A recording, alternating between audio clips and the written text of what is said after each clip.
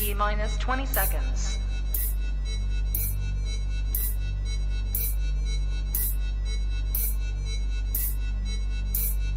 10, 9, 8, 7, 6, 5, 4, 3, 2, 1, 0.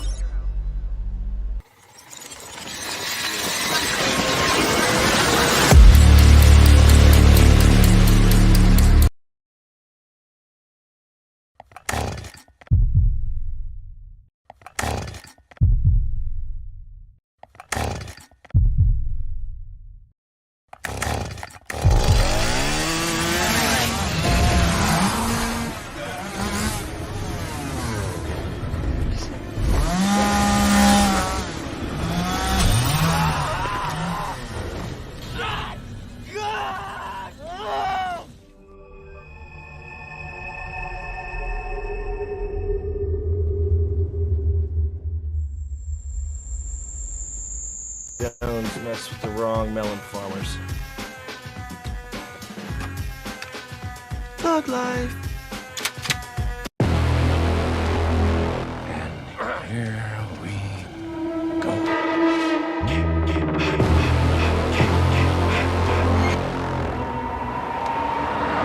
I prayed that he would burn in hell, but in my heart, I never held him.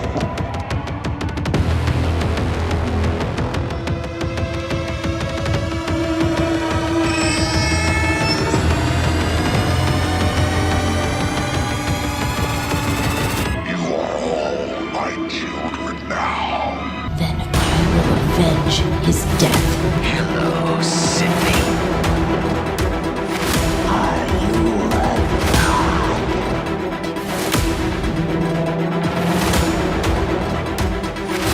Don't you remember?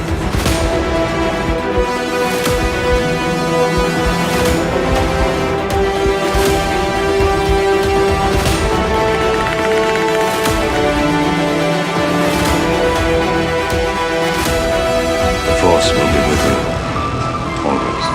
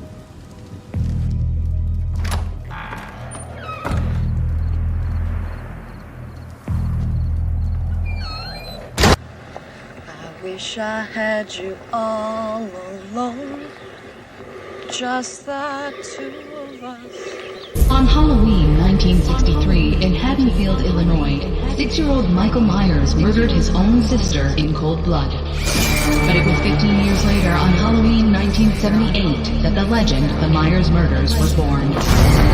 Having escaped protective custody, Laurie Strode as the sole survivor.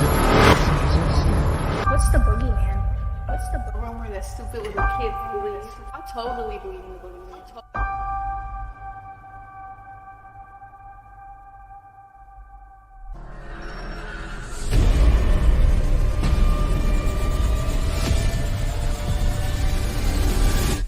I wish I had you all.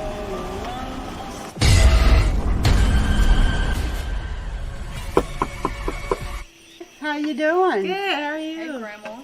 I am not your grandma.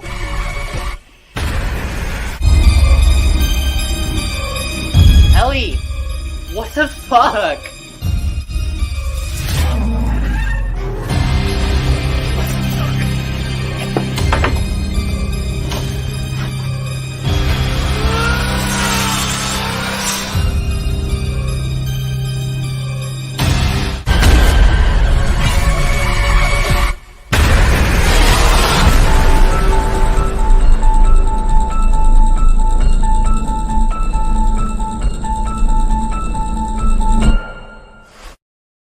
What's up, everybody, and welcome back to Movies and Beyond. Once again, I am Michael, and today is Sunday, and with me on Sundays always is Mad Matt from Mad Matt's Mask. What is up, my man? How you doing today?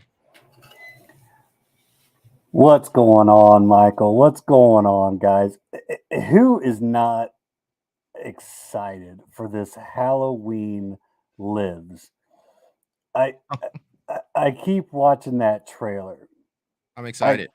I keep watching that trailer, man, and I get more and more excited to see this movie.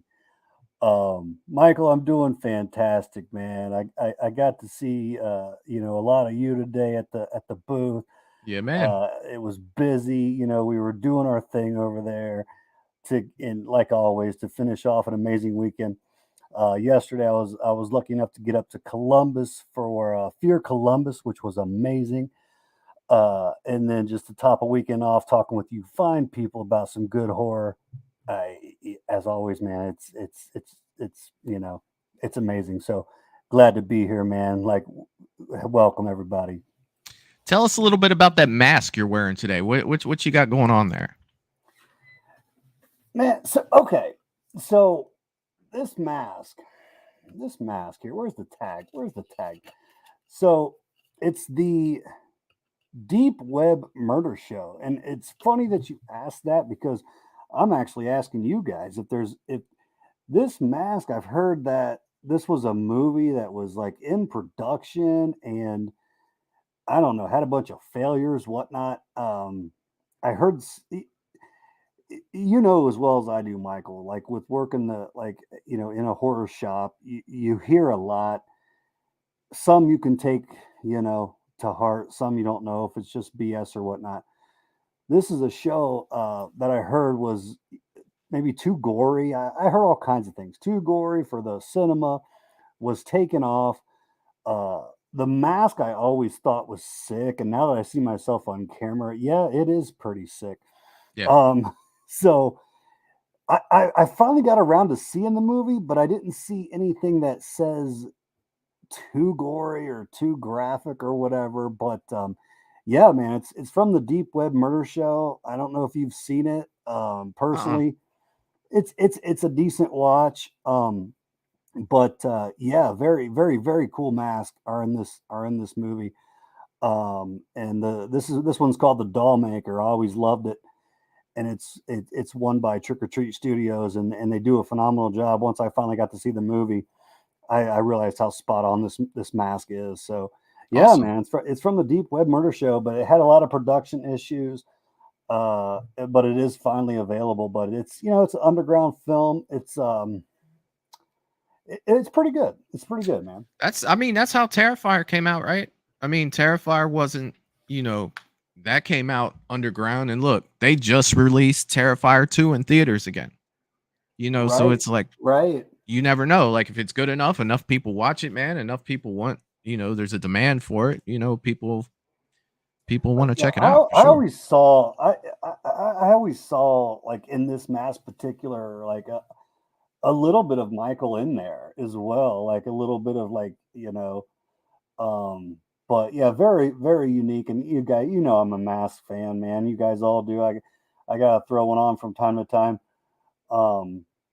And then you got to show me that Terrifier 3 has been greenlit and is coming out. Not only has it been greenlit, but if you went on November 1st, I don't know if they're still doing it, and saw Terrifier 2 in the theater again, at the very end, they gave a little 2-minute teaser trailer for Terrifier 3.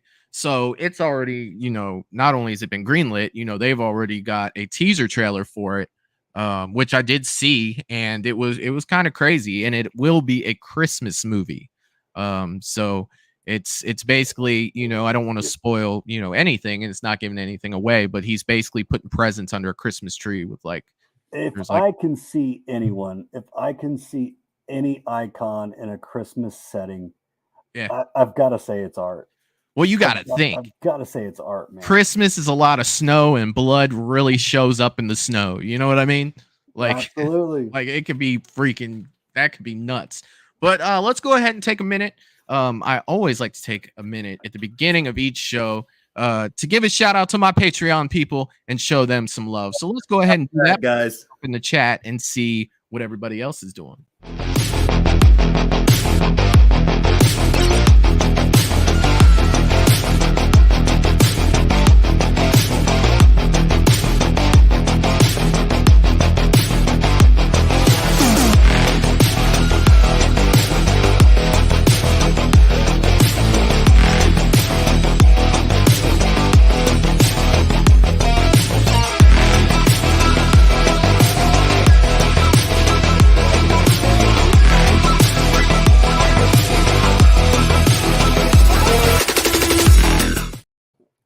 And, with that being said, once again, if you do want to support Movies and Beyond, Patreon is the only way, other than showing up for the live streams, which I appreciate. But if you want to help out the channel and donate, Patreon is currently the only way we can do that.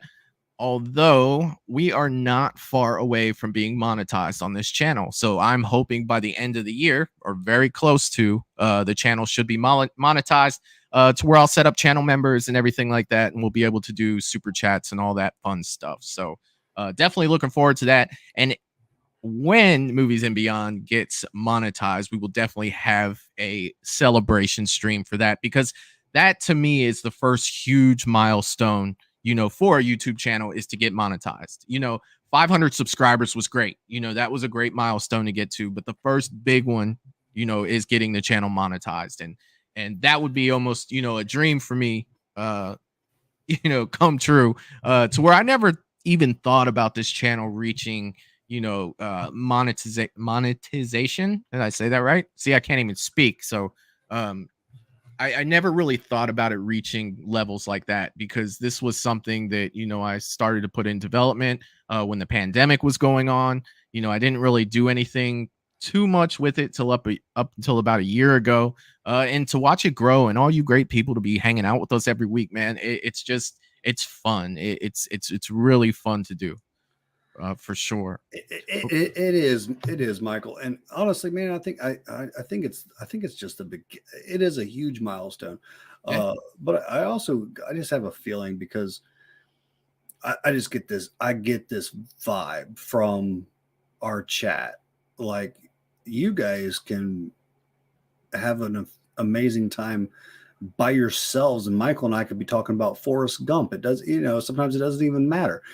You guys get along we all are. It's such, when it comes to horror, man, we are so tight knit, man, that and that's what I love about it. And it is so fun. So yeah, Michael, it is a lot of fun, man. And yeah, we're not gonna stop trying to give you guys, the best material possible. Like Michael hit you with the new news, and we talk about a little bit of everything. I think we're going to start, brushing into some of the, maybe some of the movies that are a little bit lesser known, to get some of you true horror geeks in there. Like, I love it. Yeah. So yeah, man, I absolutely love it.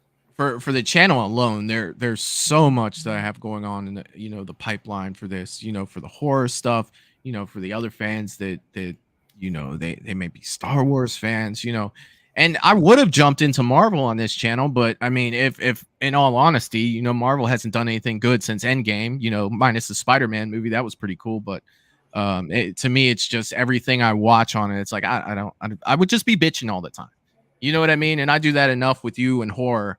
I'm not going to bitch across multiple platforms and different things. Like, I'll tell you, man, I'll always just be here when we're talking horror. I wish you the best when you are talking Marvel, Star Wars, whatever. I hope you all have a great time with that stuff. I am here for the horror. I'm here for the horror. And as far as I'm concerned, man, I feel like horror's, I just feel like horror is going to take over.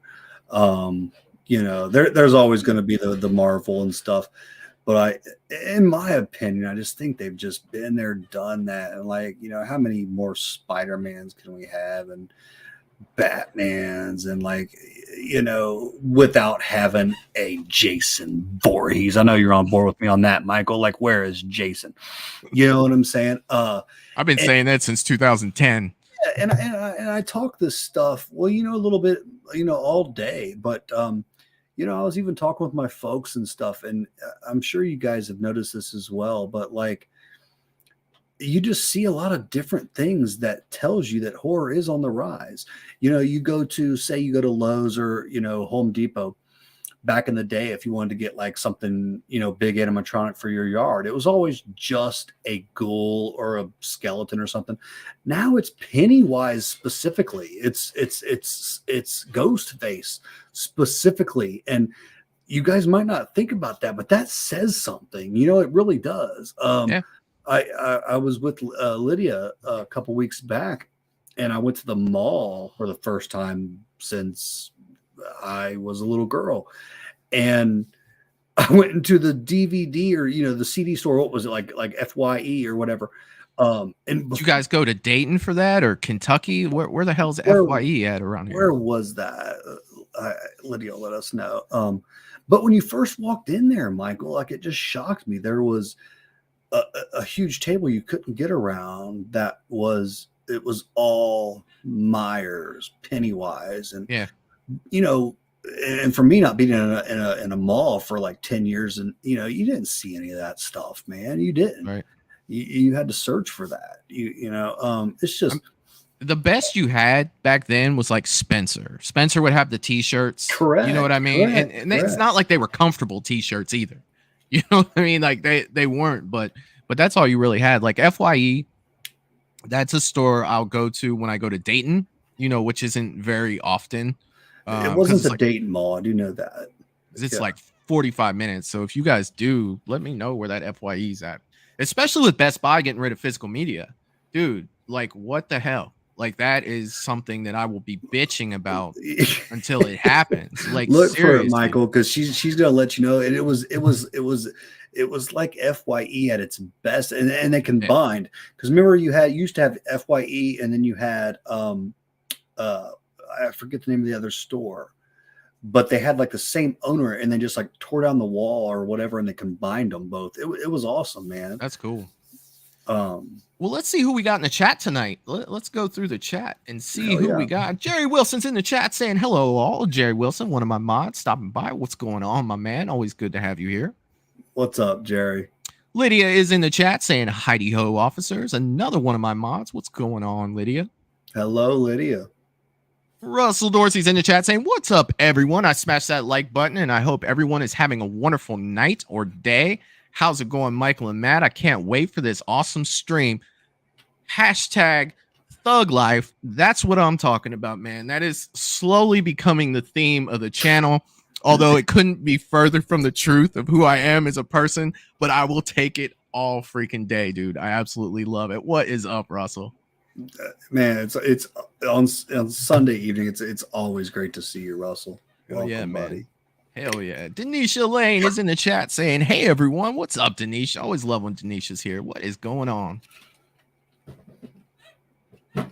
And James has entered the chat. The Shape is in the chat saying, hi there, everyone. I hope you all had a great weekend. What's up, James? What's up, my man? I got to see James today. Yeah. I did have a great weekend, James, and I had a great weekend alongside of you, my friend. So, yeah, man, good to see you, buddy. Wayne Turner's in the chat all the way from Australia saying, hi, all. It's 11:58 a.m. Monday here in Sydney, Australia. Don't forget to hit the like button. Wayne, that is what I'm talking about, my man. If y'all haven't hit that like button, please do so. I guarantee we're somewhat likable, at least enough to hit the like button. Jeff D'Angelo is in the chat saying, hello, everyone. I got to see Jeff today, too. What is up, my man? Jeff is in the chat. What's up, Jeff? What's up, buddy? Let's see who. Kim is in the chat saying, hello, everyone.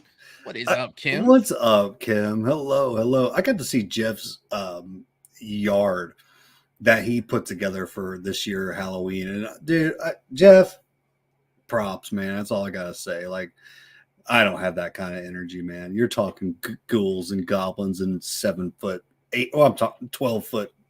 Dude, he went all out, and it goes into his garage and like, but. Dude, I give everyone respect that does that. That means so much. Well, even for me, but especially the kids, dude. Like, yeah, that's awesome. He went all out. Like, Hell yeah. That is awesome. Wayne Turner saying, I sadly can only stay for a bit. Finally going to watch Five Nights at Freddy's. Wayne, it's Hell all yeah. good, brother. Hell But yeah. I'm definitely glad you're here, man. I'm definitely glad you came by. I also Sure, can't hate buddy. on that. Five Nights at Freddy. Did you go see that yet, Michael? No. Okay, well, I will say, in my opinion, very, very solid film. So Wayne, I hope you enjoy, my friend. So Yeah, yeah. definitely. Let's see. Byron Weaver's in the chat saying, hi, guys. What's up, Byron? I've been talking to Byron a lot on Instagram about some ideas he has for Halloween, and he's got some definitely some good ideas for Halloween moving forward. Always look forward to reading that stuff from you, Byron. What's up, my man? Welcome, Byron. Ireland Animations is in the chat saying, what's up? What is going on? Glad to have you here for sure. For sure. Welcome. See who else we have in here. John is in the chat saying hello to all my fellow horror nerds. What is up, John? What's going on, my man? Horror nerds we are. And I will take it. John, you're my boy. Good to see you, buddy. Good to see you, man.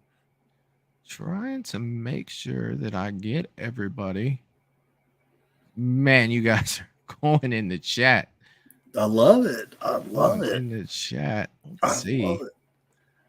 I had to watch a movie that John told me to watch that is going really big. Brittany is in the house. Hello, yeah, Brittany. She's saying she loves that mask, Matt. I almost said she loves that Matt mask. We don't have a Matt mask yet, but we don't have a hopefully Matt mask, one no. day. But we don't need to scare the kids that much. Like, Jesus. Dark Witch is in the chat saying, hello, everyone. What's going on, Dark Witch? It's happening. Yes. Welcome. Hello. Trying to make sure I get everybody. Dark Witch is, awesome people right there. And I've had the pleasure to talk with them at the booth as well. Welcome. Wayne Turner is saying 1,000+ for movies and beyond coming soon. Thanks, Wayne. I appreciate that, buddy. I hope so too. Definitely hope so too. And then he's saying milestones die tonight. That's what I'm talking about. There's a lot. It's sometimes it sucks. There can be so much to cover with horror.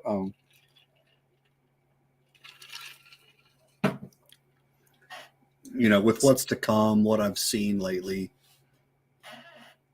Ebony Sellers is saying you can get rid of Spider-Man, but Batman has to stay. You know what? They all have to stay. That's, you go into Spider-Man, that's Stan Lee. That's Stan the man. He's no longer with us. And you think about this too, whether you like Spider-Man or not, that is every kid you see, they got something Spider-Man, Spider-Man this, Spider-Man that, and Spider-Man is a good story. And I really like what they're doing with the animation side of Spider-Man. If you look into the newer movies like Across the Spider-Verse and things like that, they've got a lot of different directions they can go with that. So I'm all for keeping it as long as the content's good, for sure. Well, let's face it, man. Like I'm not. I enjoy. I'm not big on the. I'm not a huge Marvel nut. But let's face it, Spider-Man's never gonna die. Like Spider-Man's going nowhere. And I'm just, I can watch a Marvel movie here and there. It's just not my baby. I enjoyed the Tobey Maguires. I haven't seen any past the Tobey Maguires. I've heard they're great and stuff, but yeah, Spider-Man is not gonna die. Especially the last Spider-Man, dude. They brought them all together. They brought Tobey, Andrew, and Tom Holland. I heard that was very cool. Freaking awesome. And I've always been, cool. I've told you this, Michael. I've told everybody I'm even just jealous. Like, I wish I could be just as much into Marvel as I am horror and, whatever. But, it's not, it is, man. I'm a, as a whole, right? It's not a great time for Marvel. Now, there are a few things that are sprinkled in that are good. But as a whole, Marvel, ever since Endgame, was done, looking at MCU stuff, it's just been kind of like why am I even bothering to do this? And I'll say probably my my biggest beef, and I might take a bunch of flack for this, but that's mostly everything I say, so I'm kind of getting used to it. The Marvel movies, for me, just started trying to do too much, and just it was always over the top, and to where it got not, just not believable, and it was just, I wish they could almost like if they could tone it back down a little bit, but for me, that's a lot of movies. I'm not talking just Marvel, but like, go to Fast and Furious, the original where they're just really racing in the street and all that was cool. But then they're like, jumping out of helicopters with vehicles and stuff. That's where they went to space too. Wow. But you know what I'm trying to say? Like, I do. Keep it a little bit, a little bit realistic, I guess. Look, Fast and Furious, the original one, I loved it. I didn't like 2. I love Tokyo Drift. I love 3, and that was supposed to be the odd one out. Tokyo Drift was supposed to be, none of the stars came back. I didn't see any of these. And it was great. And I probably liked them a lot up until 7. I think 7 was, because that's when they lost Paul Walker, and they used his brother to fill in, using CGI on his face to finish, and they did a great job with it. That's pretty much where I was really. But they were trying to keep it like as if it was Paul Walker. Yes, yeah, and I mean he did a good job. There wasn't a whole lot left that he had to do.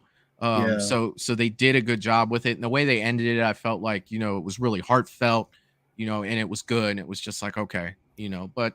Again, when you start jumping cars over because it almost disappoints me because it does because I'm a car fan. I like fast cars and stuff. And I'm like, if you were to even today, if you're to give me like a badass like fast car movie that is at least somewhat in the ballpark of like believable with I'd be in. Gone in 60 Seconds. That was a great movie, and that was a remake. Not a lot of people know that, but I didn't know that. Gone in 60 Seconds with Nicolas Cage. That's a remake. So if you love remake, like yeah, man, like that's Eleanor. Like, dude, that movie was solid. I own that movie. Yeah. And back then, you could have even said, "Well, some of that stuff that's not going to happen." You could have even said that back then about that movie, right? And that's all okay if it's. But yeah, once you get just too far, it's like I'm out, man. I'm out. Something that funny, a quick little funny story about when that movie came out. I lived in Hawaii when that movie came out, and when that movie came out, like stolen car percentages went up by like 20% once that movie came out, and it was crazy. I actually love it. It was just like because I was on a military post, and they're like, make sure you lock the doors. Car thefts are up like 30% this month, and it was just right when that movie had come out, so it was freaking crazy. Russell is saying, see, Batman is DC. Batman is DC, Russell. Yeah. You know what? DC is home team for Michael. That's not very popular these days, but DC has always been home team for me. Don't get me wrong. I love some of the stuff they do with Marvel, but DC will always be home team for me. Dude, I collect Batman. That when I say that, it shocks a lot of people, but my collection all comes down to the visual. It just comes down to, it just does, man. It comes down to the art and the visual. And I'm sorry, I can't tell you everything about, the Batman franchise, but I can tell you I love the art of it. Batman always looks dope. And especially it is a big once Michael Keaton became Batman, that's when Batman started really getting cool on TV. Yeah. You know what I mean? Yeah. It was really cool after that. Now for me, it's always been Superman. I grew up in the age of Christopher Reeve, on TV being Superman. So that's why that character always resonated with me. And I know that that's not popular these days with Superman, but that for me, he'll always be, number one for me. Yeah, I mean, Michael, you've seen my collection firsthand, and like when I tell it to people, they're just like, "What?" But those are my collections are horror, Batman, Mortal Kombat, and Predator Alien. That's it. That's the majority of it. So Batman really kind of comes out of nowhere, but it just looks so good. And yeah, and I mean, I think movies a all lot. have that dark gothic look to them, and I love that. I think a lot of that too is, Mortal Kombat shit looks cool as fuck too. It Like you look at like Scorpion and you look at like Reptile and you look at Sub-Zero. It's like, dude, those are dope looking characters for real. Yeah, you don't have to tell me. But if somebody looked at my collection, they would think I was up to speed on like all the video games. I'm like, dude, I haven't played that since I was 10. Like, right. You know what I mean? Damn, Scorpion looks badass, doesn't he? But he looks, yeah. They would think, because I have people even say that, like, I've had people come down here and like say they see the Mortal Kombat shelf, like, what'd you think of Mortal Kombat 13 for PS12? I remember looking at your shop one day, like Michael, Freddy, Michael, Scorpion. Yeah. And what are we doing here? Yeah, and I know that's goofy, but man, that's what makes it my shop. If you hell yeah, me, man, 100%. That's dude. what makes it my shop. But yeah. I mean, who doesn't want to look like a badass Scorpion, especially for Halloween? You know what I mean? Who doesn't want to look like Sub-Zero? I still dream about looking like Scorpion. Like, who we could get over here. Yeah, but that is the shop. It's like Freddy, Jason, Leatherface, Batman. Hey, it's fine, man. It's fine. You could look at the Batman Who Laughs. That's a crazy looking character there. It is. I was playing a game on the way home from Columbus with Lydia, and it was like a like what was it, like who, like, what would you want to be as like dream job or something like that. And like, if they signed me up for, Matt, you are the creator of the characters for the next Mortal Kombat, that would be a dream job for me. Dream job, So I think I said something else that night, but now it's come to mind. But like, dude, to design these characters would be, that'd be a dream job for me. That'd be super cool. Even Batman villains or whatever it is, like, it's all art to me, man. It really is. Yeah, that's true. Jerry's saying FYE is in Beaver Creek Mall in Dayton. All right, man. Like that. See, that's the one. I went to, and yeah, Lydia's saying the same thing. FYE is in Dayton Mall and Fairfield Commons. Fairfield Commons is a little closer for me. Yep, for sure. Yep, that's where we were. Let's see. That's it. Jamie Hart's in the chat saying hello. What's up, Jamie? I got to see Jamie at Scarefest. Only I didn't know that was Jamie. Jamie saw me, but she didn't know it was me. So I wasn't wearing the hat that day. Like that's Michael, like my Clark Kent everybody mode. Off. You know what I mean? That throws everybody off. Yeah. I remember your dad being like, I didn't even see you in here, man. You took the hat off. Dad said the same thing when Lydia came in the house one night. He was like, I just thought a stranger was there. He's about to hit the panic button. Like, Just walking through the house. Yeah. Welcome, Jamie. Mad Mom, aka Teresa Stevens, is in the chat saying, hello, everyone. Happy Sunday. What's going on, Teresa? What is going on? Welcome, mother. Right. I think I'm trying to get through everybody. Dude, I want to talk tonight, and we'll talk about a lot of stuff tonight, but we got to touch on that Godzilla -1 trailer just a little bit today. I know you watched that today, man. I'm definitely, want to talk to you on what you were thinking when you saw that. That's actually even. Melissa's in the chat. Hello, Michael, Matt, everyone. What's up, Melissa? Hello, Melissa. Hello. I actually had, speaking of that, I have a few like little, I can't call them like sections of my collection. But like, I've got a little mini, Godzilla Kong thing going on too, man. Like it's own little like shelf. Like I've always been a fan of that stuff. I know, especially when I was younger, I tore up Godzilla and Kong. And then when these newer movies came out, basically it started, probably the same for you, Michael. It started for me with the, the Jack Black, was that 07? The Kong Was that 07, something like that? I want to It was say. around that time. You know, But I thought it was a little earlier than that because if I'm not mistaken, Peter Jackson directed that. He did. It might have been.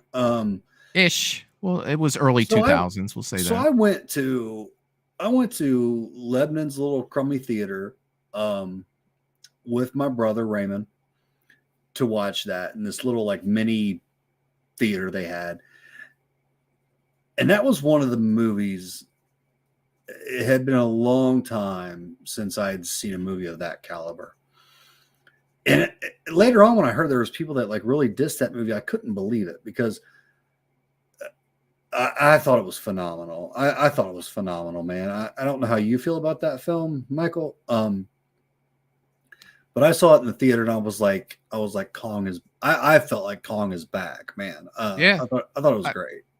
Yeah, it was good. You know, it's a little dated at this point, you know, with it. But now I haven't seen it in a long time. Yeah, it is, but So it's still decent. I really liked, and this isn't popular either, but I did dig Kong Skull Island. I thought that was fun. It was a better good mix than the first one. I'm just asking. Like I don't know. Yeah, Yeah. For me, okay. I'm not saying it's a better made movie. Okay. But I had more fun watching it. Just probably because it had what's his name from Step Brothers in it. Not Will Ferrell, but I got you. The other guy, and all I could picture him standing there like call me dragon. You know what I mean? Like it was fun. Just the 07, I just feel like it brought Kong back. Like it definitely brought him back. He looked phenomenal. Sure. Yeah, he looked phenomenal. Good. He did. Yeah, and Skull Island, man. Same thing. It's funny that you're mentioning this now, Michael, because it's almost like I've forgotten. I've gotten so much into like horror. Mm-hmm. I feel like I've forgotten how much I am like really into the Kong and Godzilla. I was in the theater for Skull Island, man. Yeah. Yeah. But I'll tell you what, after watching that trailer for -1 today, like, dude, Godzilla looks mean. Like, I think that was the word I used to describe him on the little video I did last week.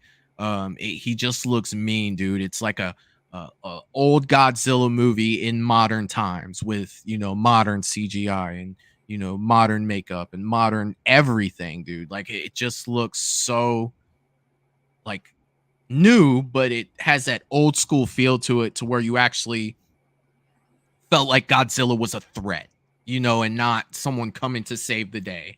Like we've gotten to the points where Godzilla in our Godzilla movies at this point, he's like the hero, you know, of the movies, and he's not that threat that he was, you know, back in the day when we watched Godzilla. It was like, you know, Godzilla 1985 when he all those movies where he just came to F stuff up, you know what I mean?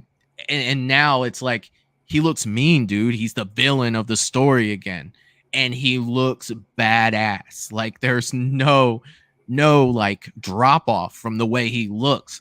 You see his back light up in that trailer, and you're just like, oh my god, dude, look at this monster, because that's what he is, man. He's a monster, and I have not been this excited for a Godzilla movie in a long time. And watching that trailer the other day, I could have said 100 more things than I did on my video, you know, because it took me a minute to soak that up. When you do reaction videos, you're just like right there at the moment. You don't really have time to just sit back and, you know, really think about what you saw or watch it multiple times. I probably watched that trailer like 10 times since I did that video. Seeing little things here that I didn't see the first time, or seeing something here. Dude, it just looks fantastic. I can't wait for that one. You, Michael, more than anyone else. You know, I don't know if you do it on purpose or not, but you can get me excited to watch a movie. Like, and Godzilla -1 is one of them. How cool would that be to watch in Japan? Dude, and there are people that went to do it. Like, there are YouTube channels of people like, I can't spoil the movie, but I was in Japan yesterday. Like, I say I was down the street at like the quick stop. Like, oh, I was just at the quick stop yesterday. These people are like, hey, I was in Japan yesterday and I watched this movie. It's like, dude, I want to get to the point where I can be like, I was in Japan yesterday. That would be cool. Like, you want to get the true Godzilla feel yeah, watch it in Japan. Like, True, but you would have to know how to speak Japanese too. Like they ain't No, gonna you give you don't. subtitles. No, you You're don't. not Like, gonna know what they were saying to each other. That's for sure, unless you know Japanese. I know, but it would still be a good time. I think Oh, dude, whether you know it or not. Some of the things that they were coming up with, like they go to the theater and come back with all these souvenirs, like, oh, this is my bag of stuff I got. I'm like, where do you go to a theater and get a bag of stuff? Like, what do you have in your? Give me a Coca-Cola, nachos and cheese, and a seat.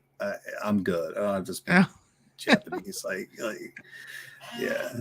They're coming back with posters and Godzilla figures and Godzilla energy drinks and like all that kind of cool stuff. And it's like, man, Japan, you guys really know how to celebrate a movie. Like, can I get a Friday the 13th energy drink when I see that movie in the theater? Like, right. Like that. I mean, good God. And what's funny is that like it might sound like dumb shit. That shit would sell. It would. Like, who doesn't want a Michael Myers cup? Like when they're going to see, Halloween. Michael Myers icy cup. It's about this big, and you put a gallon of Coke icy in it. You know what I mean? Eric from the Bearded Entertainment is in the chat saying, "What's up, y'all? What's up, Eric? What is going on, my man?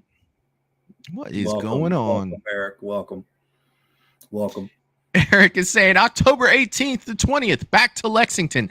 That is true, my friend. They have already released the poster for Scarefest 16. It's already on social media, and they are already promoting Scarefest for next year. And usually last year, the tickets went on sale in January, I believe. I think that's when we got our tickets last year. So be looking forward to that. My after Christmas present to myself will definitely be Scarefest tickets for sure. Yeah, I remember when we got our Scarefest tickets for this past one, Michael. We were like little schoolgirls, man. And I'll tell you guys, Route 4, Mad Matt's Mask to be vendors at Scarefest in October 18th to the 20th. We're trying our damnedest, guys, to bring you our shop and the cool stuff we have there. Trying our best.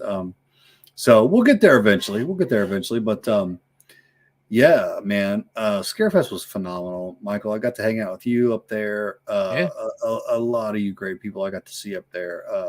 Yeah, man, like that was so cool hanging out with people, meet people that watch the show down there. That was super cool.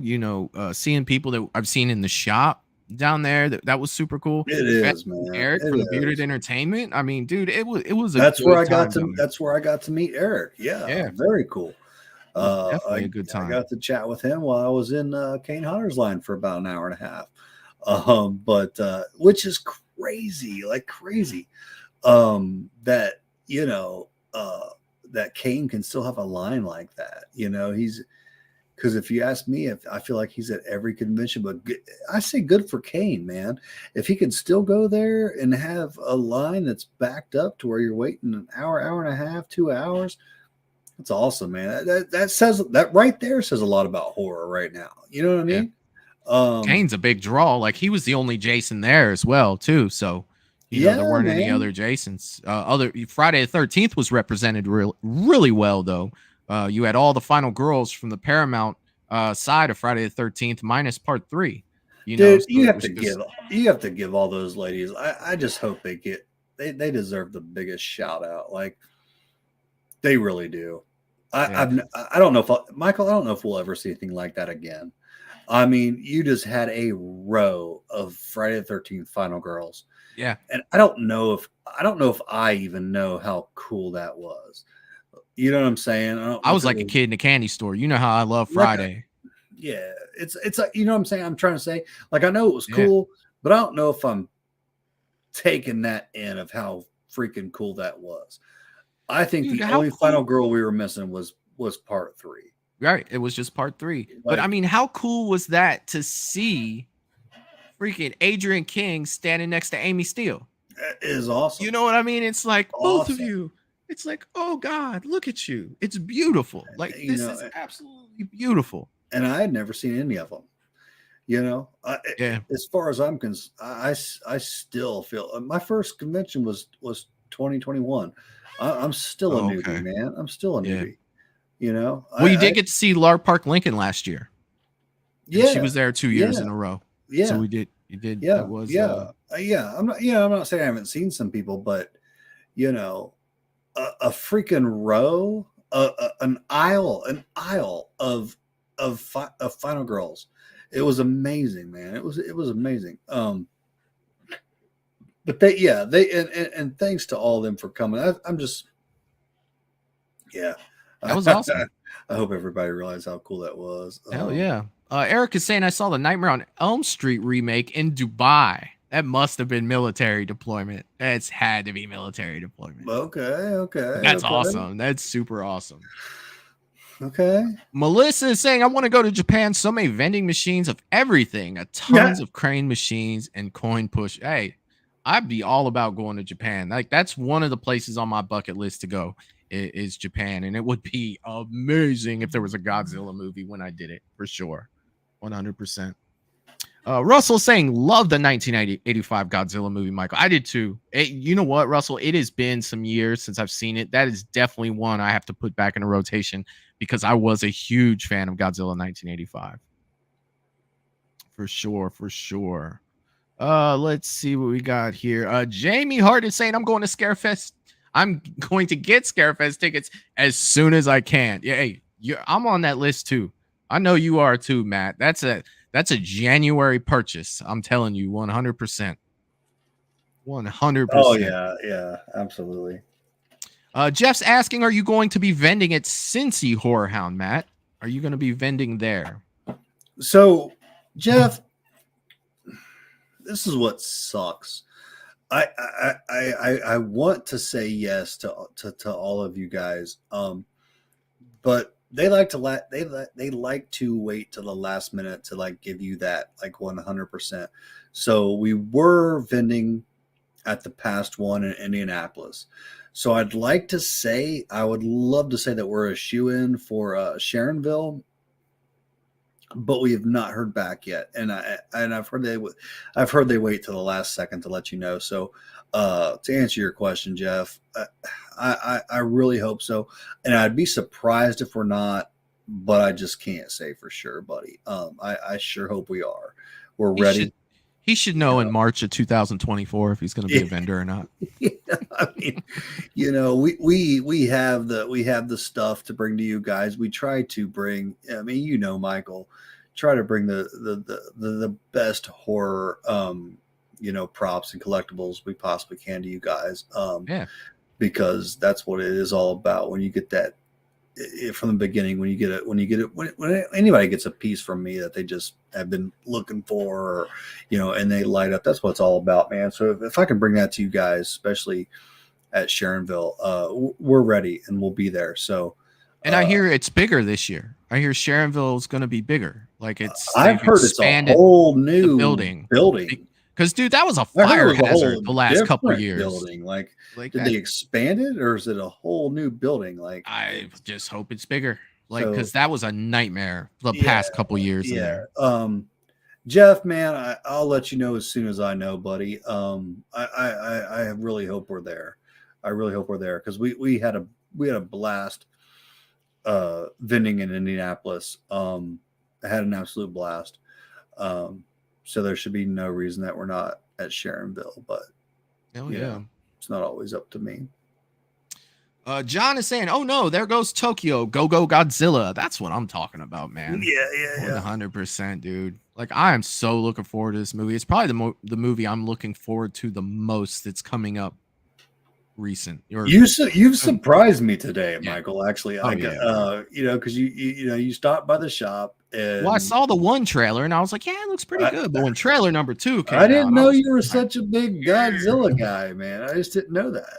So there are different types of fans. Like there are super fan. Like, dude, I like to see a good Godzilla movie, but I couldn't tell you the difference between this Godzilla or that. I'm not really, I'm not going to be like, oh, that's Godzilla, this Godzilla, 4247 Godzilla. You haven't entered the nerd. No, like I want to see Godzilla step on some stuff and burn some stuff up. Like that to me is like the gist of, me liking Godzilla. Like, yes, dude, it's awesome. I want to see it. It looks amazing. But, at the same time, I know that people are into their Godzillas, man. they can tell you one Godzilla from another, and you get into Let me ask you comics this. and all Let me that ask stuff. you this, Michael, Yeah. because this is, if you ask me, this is the question. And for me, it's changed throughout the years. Okay. Who do you like better, Godzilla or Kong? Oh, well, so yeah, that's funny. I love Dude, King Kong. It's a great question. But here's the thing. I understand that Godzilla is on a different level than King Kong, but King Kong will always. What do you think about that? Godzilla beat King Kong to death every time they fight. In a realistic fight, they would. Godzilla's nuclear. You know, like that's the end of it right there. There's no way. I mean, if you go back to the old King Kong versus Godzilla, King Kong had to get powered by lightning to fight. And dude, I feel like Godzilla is Godzilla. He's the king of the monsters. That's why he's the king of the monsters. King Kong will always hold a special place in my heart, but it doesn't come from a place of I think that one is better. It comes from a place that me and my father used to watch King Kong when I was a kid. You know, it was King Kong movies. And we watched Godzilla too, but for some reason, the King Kong movies as a kid, I resonated. Like when King Kong versus Godzilla came out, I was rooting for King Kong. You know, so I'm telling you both right times. now. So I'm telling you right now, you got to pick one, and one goes away forever, and you have the other one. Who you picking? I'm keeping Godzilla. All right. All right. Yeah, I am. Right. You know, Right. like Right. I am for the simple Right. fact that the movies are genuinely better. Right. So yeah, I am. Ugh. So it pains to say, not but that you have asked me that question, but I'm just going to give you my point of view anyway. Because for me, it's bounced around like crazy. So when I first watched that Kong versus Godzilla, what year was that? If anybody can clear that up. Oh, Kong versus Godzilla, Yeah. the newest one. No, the old school one. Oh shit, dude, I don't even know. So when I was saw it as a watching- kid. All right, so when I was watching that, it was a lot of fun because, I was at that point I was all about Godzilla. Yeah, all about Godzilla, and my older brother, Raymond, was all about Kong. And if I'm not mistaken, Kong wins in that original. He does. He loses the first battle, but comes back with the electricity, and yeah, he wins it. So I was all Godzilla. So as I got older, and then whether it's 03, 07, whatever that Kong came out, I switched to Kong. Oh, I was rooting for Kong in the newest one. To Kong. And currently, right now, I gotta say that it's up in the air, honestly, for me. I'm a huge Kong fan, man. That just the but you got to do the same thing as me. You got to get rid of one of them. Which one are you getting rid of? Oh shit! I didn't think you were going to ask me that. Oh yeah, you threw that at me, and I made a decision that was tough for me to do. That I'm still trying to second guess right now here as we speak. So you're getting rid of Godzilla? Well, of course it's different than what I think. Michael, I don't want to, man. Yeah, I don't want to. That was one of the hardest things to say. Oh shit, man. I don't even like this. Let's move on. But yeah, I said it. It's tough. Because I do love them both, man. But I guess in my older years, I'm a sucker for Kong, dude. And Kong's nostalgia for me too, so it's Michael, hard to say. Nobody, don't make a mistake. I love Godzilla, man. I love him. It is. It's tough. Eric was saying it was on deployment. I hadn't been to the theater in like 6 months. It was really the only interesting thing playing, dude. The fact it doesn't matter how you got there, dude. The fact that you were in Dubai watching A Nightmare on Elm Street, that's awesome, dude. Like seriously, 100%. Well, and I hope he's in that rare category who actually enjoyed that remake, because I did. I know it's not popular, but I enjoyed it. It's just everybody. It seems like if it's not, it's going to be interesting to see with Nightmare on Elm Street, like what, because eventually, guys, we can't have Robert play Freddy Krueger. We got to have somebody else do it. So I think we'll get there eventually. Are they finally going to be open-minded about it, or But I mean, like me, like I'm well open to someone else playing Freddy Krueger, and that's like by no means the reason I didn't like the remake. You know what I mean? By Yeah, no means. and I do know that. By no I know means. that. I know that. I get that. John saying I gotta bounce. I have to work at 3:50 a.m. and it comes early. Have a great show, guys. I'll finish on YouTube tomorrow. Hey, John, you have a good one, buddy, and thanks for John, coming what by, the my hell man. are you For doing sure. at 3:50 a.m.? John, yeah, thanks for coming in, buddy. I freaking love John, man. It's my boy. Oh yeah. Eric is saying Kong is my favorite, no matter if he always gets defeated by Godzilla. Dude, it is just a tough question. And I love hearing that, man, because like I had that same passion for Kong, like but then but you could also get me watching a Godzilla movie where I'm like there are two titans that for me are just like like picking apples. I see a lot of articles online where they're trying to get like Jaegers from Pacific Rim in on the fights with these guys. And it's just like, dude, as much as I love Pacific Rim, I don't really want anything to do with that. Like I like those being separate. Like to me, I don't Well, so I watched Pacific Rim with you, Michael. Yeah. Are they not supposed to be in like the same universe or right? Like there was never any mention that they were in the same universe whatsoever. Okay. So I don't know, but Lydia was saying that it was 1962 that came out, and I believe the that original I was fight. A kid. Yeah, the original fight. Okay. Yeah. Okay. And I want to say it ends with Kong like walking out of the water. Yeah, I think he's walking into the water to go back to his island. Yeah, I was so depressed. Like I was so depressed. Like, man, I was young. I was just all Godzilla. I think because he resembled more like of a dinosaur and like that kind of thing. So I was all about that. And then my brother Raymond, man, he was always about Kong. So, yeah. And it's cool that we got to see them battle again. Like, yeah, definitely. That was very cool. Like, whenever you can put, like I'd like to have a nice box set of just Titans that went to battle. Whether it's Godzilla, Kong, Freddy, Jason. Like, when can put Titans together, it's awesome. Godzilla's fought a lot of monsters too. Dude, I'll tell you who's badass. That nobody wants to mess with is that damn King Ghidorah. I hope I'm saying that right.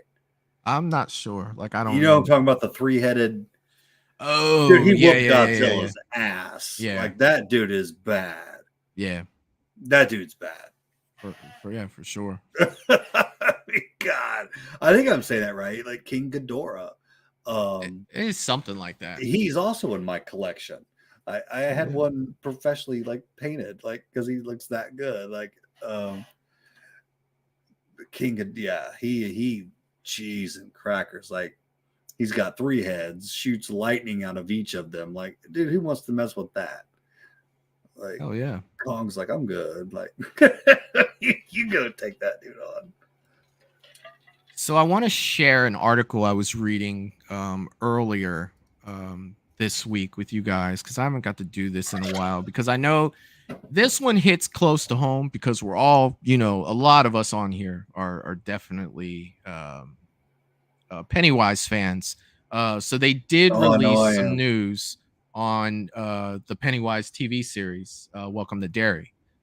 So let's go through and see what they reported on Bloody Disgusting. As you can see, it's pushed to 2025 now. It was supposed to come out, next year. But originally set to arrive in Halloween of 2024, HBO has announced this week that their Max series, Welcome to Derry, will now likely be unleashed sometime in 2025 instead. So I would have to assume, and I'm not the smartest guy in the world, that this would have to do with the SAG-AFTRA stuff that we still have going on. So definitely moving that out. They said we had Welcome to Derry scheduled for Halloween 24, but it will likely be pushing the 2020 into 25. HBO CEO Casey Bloys officially announced this morning. This came out on November 2nd, so it is 3 days old. But this is where we got the information for this. The series will be a prequel trilogy or a prequel to Stephen King's based. I go, wow, this is worded crazy. The series will be a prequel to the 2 Stephen King based It movies from Andy Muschietti. Andy Muschietti and Barbara Muschietti and Jason, it looks like fucks to me, are on board with Pennywise prequel project from Warner Brothers Television, with Muschietti set to direct several episodes. So that kind of sucks. You know, I was kind of looking forward to this one coming out for Halloween next year, at least being the series on Max, you know, because I was kind of hoping that I was able to watch this along with, you know, Camp Crystal Lake, that there was plenty of stuff that would be out there. You know, they probably wouldn't have released at the exact same time because, you know, they'd be taking views away from each other. But at least, you know, close to each other to where I had a good little run of, you know, a horror show once a week that I could watch. So, I mean, we waited this long. What is one more year, right? And they don't say when in 2025 it plans to be pushed to. Let's just hope that they're not waiting, you know, until Halloween the next year and pushing it back a whole year. All right, big question, and I don't know if I'm the only one asking this, but is Bill Skarsgård reprising the role? I've heard no.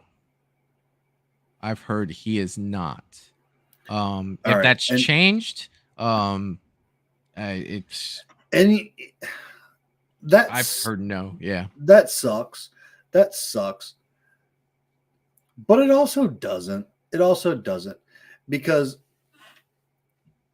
you know, I would have said the same thing when they, you know, if they were to say, you know, Tim Curry's not reprising it, but then here comes Bill Skarsgård, right, and tears it up. Yeah, and he did. I'd love to see him do it again, but it's not to say, guys, that, because we've seen it. In my opinion, we've seen this time and time again. There are other people out there that can shock the shit out of you. Yeah, give them a chance, right? Yeah. I absolutely loved Heath Ledger's Joker. I thought, God, nobody else can ever play him. And I love Joaquin Phoenix's version as well. So yeah, man. It's a shame, because I would like to see Skarsgård do one more run, but yeah, I can look past that, man, and embrace the new Pennywise version. So, oh yeah. And they're just reiterating that Variety had reported last year the series will begin in the 1960s and the time leading up to the events of It Part 1. Awesome. That's so awesome. 2017 film based on Stephen King's horror novel. The story is also said to include the origin story of Pennywise the Clown. That sounds awesome. I always think you're better off going back. Yeah, you know, I mean, well, it too, he's kind of done for. So, you know, yeah.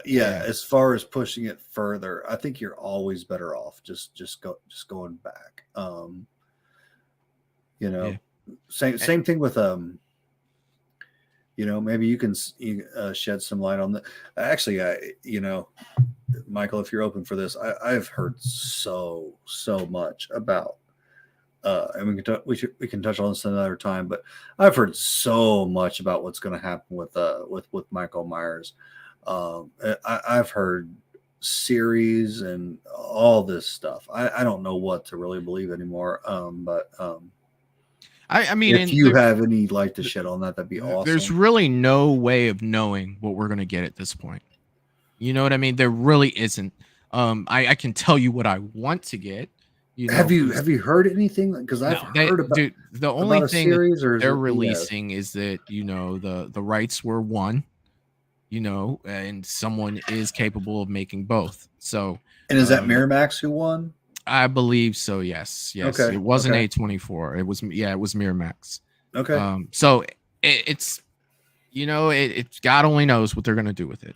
Like I can tell you everything that I would love to see, but at the same time, what would you it's love to kind of up see? in the air. What would you love I to would see? like them to go back, like not so much in the timelines that we've had, but to kind of start fresh. Now, I don't need to go all the way back to a 1960 whatever. You know what I mean? I don't need that, but I'd like to see Michael again. I'd like to see Michael with a different group. But let me I'd like ask to you see this: would you Michael like to look a see little it in a different. series setting or just a movie? I'd like to see both. I mean, why not? Okay. I mean, you want to give me more Michael and the production value is the same. Give me more Michael. Like there's so many shows that are so good. Like watching a TV show now isn't like watching a TV show 20 years ago. It's not, especially if it's on like Max or it's on like Paramount Plus or if it's on Netflix. You are definitely getting production value. I mean, look at Game of Thrones that was on Max. The budget for that alone was ridiculous. Like they were spending millions and millions of dollars per episode. Now I doubt that they'd have to do that with Halloween, but at the same time, if they're going to gain subscribers, if it's going to make money, it's definitely a smart decision, especially if you're going to release it around Halloween time, because that's when look at all the YouTube channels. Look at all the YouTube channels. Everybody, including Movies and Beyond, Halloween, all through October. You know what I mean? And if you could have a show coming out once a week of brand new Michael Myers stuff, good production value with a good story, something that everybody gives me likes. Goosebumps just thinking about it. I mean, how much money? Like, you don't really need the CGI. You don't really. No. Halloween 2018 had a budget of $10 million and it was a feature film, right? They spent way more money on Game of Thrones than they did Halloween 2018. No, way man, more if money. You're talking like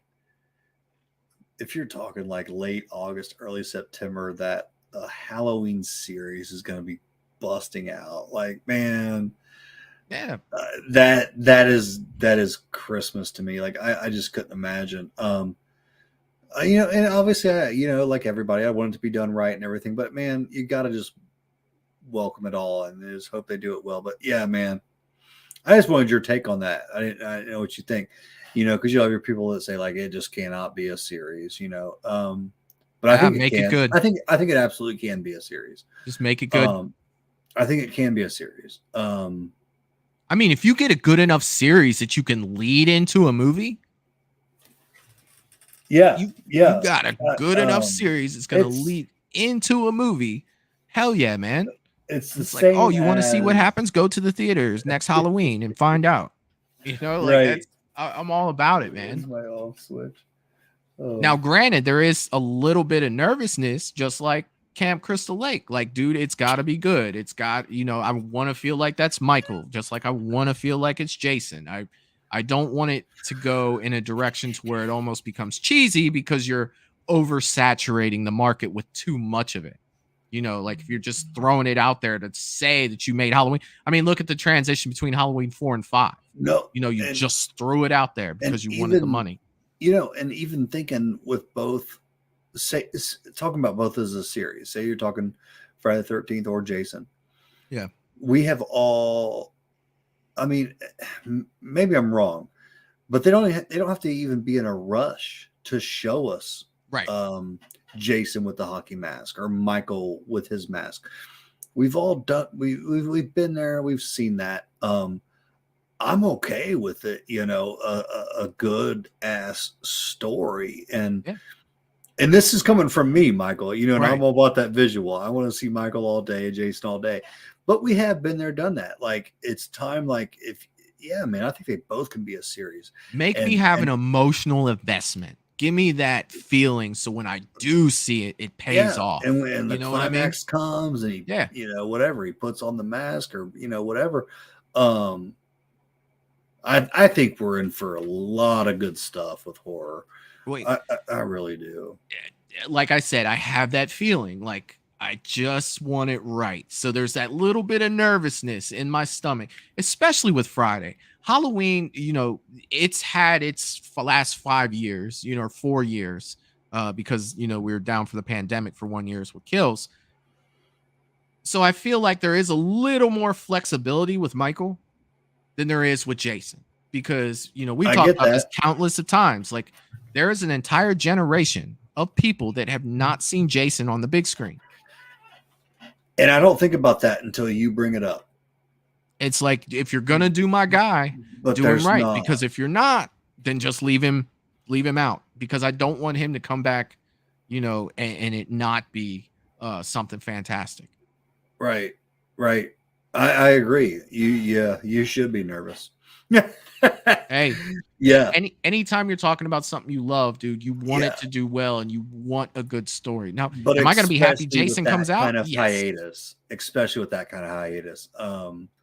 Like you said, we've had, Michael's had a lot of exposure. So, and I gotta say it, but this series, I don't see it pissing anybody off more, like especially a true fan, than some of the true fans were with Halloween Ends. I know there's people that liked it, but there's a lot more leeway with the Michael as a series, a lot more leeway. But yeah, Jason, especially when you're talking about it, like you said, an entire generation that has really no clue, who Jason is, and that's something I don't think about until you bring that up. You want to bring him back with a bang. Yeah. So, yeah, man, I get that 100%. 100%. I mean, you want to ground zero this thing, do it, but make it good. Yeah. You have to think people's attention spans they're different now. You want things. God, they are. God, they are. Because it's almost like we've been there and we've seen it all. And one thing that I just today I can't go without saying is, I have a lot. Okay, right on. The shape art is better than Pennywise. Okay. He's just throwing them out there. Yeah. That's I'm glad that James says that, because not that I agree with him. It's just a cool topic. I love both those clowns, but one thing that I want to point out that I've seen a lot in the shop is that I've seen people that have given up on it's rare, because at the same time I say that horror's on a rise, but with owning a horror shop, there's also a lot of people come in that say almost like that they've given up on horror, and that they just strictly prefer the old school stuff from the 70s, 80s. Right. I'm here to say, like, I am up to speed on a lot of the newer stuff, and I do want to say, guys, it's out there. There's good stuff out there. You got to dig sometimes. You do. So I'm not saying that they're like out of their minds saying that, I'm saying don't give up on it. Like, cause it is out there. Talk to Me, guys, was phenomenal. Talk to Me is my favorite horror movie this year. Talk to Me was phenomenal. And Michael, I'll say some stuff you don't agree with, but that's fine. I actually, I thought The Exorcist, the new Exorcist, was very well done. They weren't going to exceed the original because it was all about the timing and everything. But man, the girls did a fantastic job, guys, in that movie. So just don't give up on it. Michael, I know you cannot stand the new Nun. I even think that was good. I still say that the Conjuring universe is on fire. But that's all I'm saying. And yeah, sometimes you do have to. There's duds out there. I'm not saying that. Yeah. What I'm saying is don't give up on it. There's some really good stuff out there. Cobweb was really good. That's one I haven't seen yet, but I've heard good things about it. So that's what I try to get the people to say, because I come across some people that have just like, they just want to know, what do I have in my shop that's back from like 1980, and everything else sucks. And I thought that there was a time where I thought that maybe it was like late 90s or something like that, but Yeah, there's some good stuff out there too. I don't disagree with that. Like I said, Talk to Me is probably, it's my favorite horror movie of the year. I couldn't wait to buy that when it came out on Blu-ray. Like I've got a copy of it right behind me. Like I absolutely love that movie. It was so original. It was so well done. I think that the main girl of that movie is going to be a star. That girl's going to be a star. She was fantastic. The story was interesting the whole way through. There weren't any times where I was like, oh my God, like, what are we going to do next? Like, it kept you on the edge the entire time. And I absolutely love that. Yeah, she was. Something else I'm very guilty of. Guys, I gave up on the the Saw franchise. I really did. And I went and saw this past one, and man, I'd go see it right now if it was that good. That's awesome. I still haven't seen that one yet either. I can't wait for you to see that one, Michael. Yeah, for me, it's easy best since the original. Easy. That's good. See, I really liked part 2. And I did too. I liked it. I really did, and I hope it's good. Like you don't go in wanting movies to fail. You know what I mean? You don't. But I do want to give a shout out. Val is in the chat. The General is in the chat. She will always get the salute for Movies and Beyond. Coming through with a comment. The horror genre needs to get back to storytelling and a tad less of the gore with these possible TV series. They have the chance to do that. Give some meaning to the story. Just because I can hear what she's saying. You have like a cool character. They don't have to have a shit story just because you have a cool dude. You know me, and you like the Nun too. I didn't. I love Valak. I think that Valak is freaking awesome, and I think that's why I was so disappointed. It's like that's the best you're gonna get Bonnie Aarons. Bonnie Aarons is giving you everything in that character. That character is good looking. It is just mean. It's scary. And it's just like, man, give her the story. Like, make me care about the people in the movie. Like, I did not have any feelings for any of the characters in this movie. Like, it was just like, oh, they're gonna die. Who cares? Even how he cared about the girl and I just don't see that. But you I already know. Give you that. You already know what's gonna happen to him because of The Conjuring. He's never gonna make it. So I knew from the get-go of the Nun 1, this guy's not going to make it. Well, I didn't know that from the Nun 1 because it kind of put it together, at the end of the Nun 1. But Nun 2, it's like this guy again, I already know what's about to happen to him. Like, I already know. None of this even Michael, you keep going matters. With the Nun 2. I'm going to use the restroom real quick, buddy. I'll be right back. I'll keep going, but the Nun 2, I'm pretty much wrapped on that one for sure. But Val, I agree 100%. Like, give me the story. Give me something to be invested in. Make me care about the characters. Make me care if they're being chased and about to die. But I mean, anytime, a lot of these movies now, they're not building that relationship with these characters. And if they die, it's like, well, they had some screen time. There's no investment from me beyond that. Like, I don't care. Now, when you get into movies that have legacy characters, like, when you're going into Scream and bringing them back, I already have a pre-established relationship with these characters.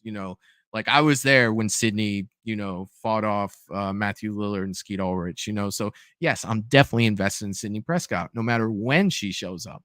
But that's a little different. You want these newer movies to make you care about these characters, and I think Talk to Me did a very good job of that. You looked into the life of the main character. You understood the things she was going through and the confusion that she had. It was just it was good. And if you guys haven't seen Talk to Me yet, definitely check that one out. And if you have, let me know in the comments what you thought about Talk to Me for sure. All right, let's see what we have here. Danny and Deontay After Dark is in the chat saying, what's up, people? What is going on, guys? What is going on? Let's see. Eric is saying, I gotta disagree. Art has killed like 10 people. Pennywise has been eating souls for centuries. Hey, there's no denying that for sure. Art is still in his infancy. I do believe Art is definitely still in his infancy. He does have potential, to be a horror great. I do believe, but that's going to be up to, you know, Damien and crew to make that happen.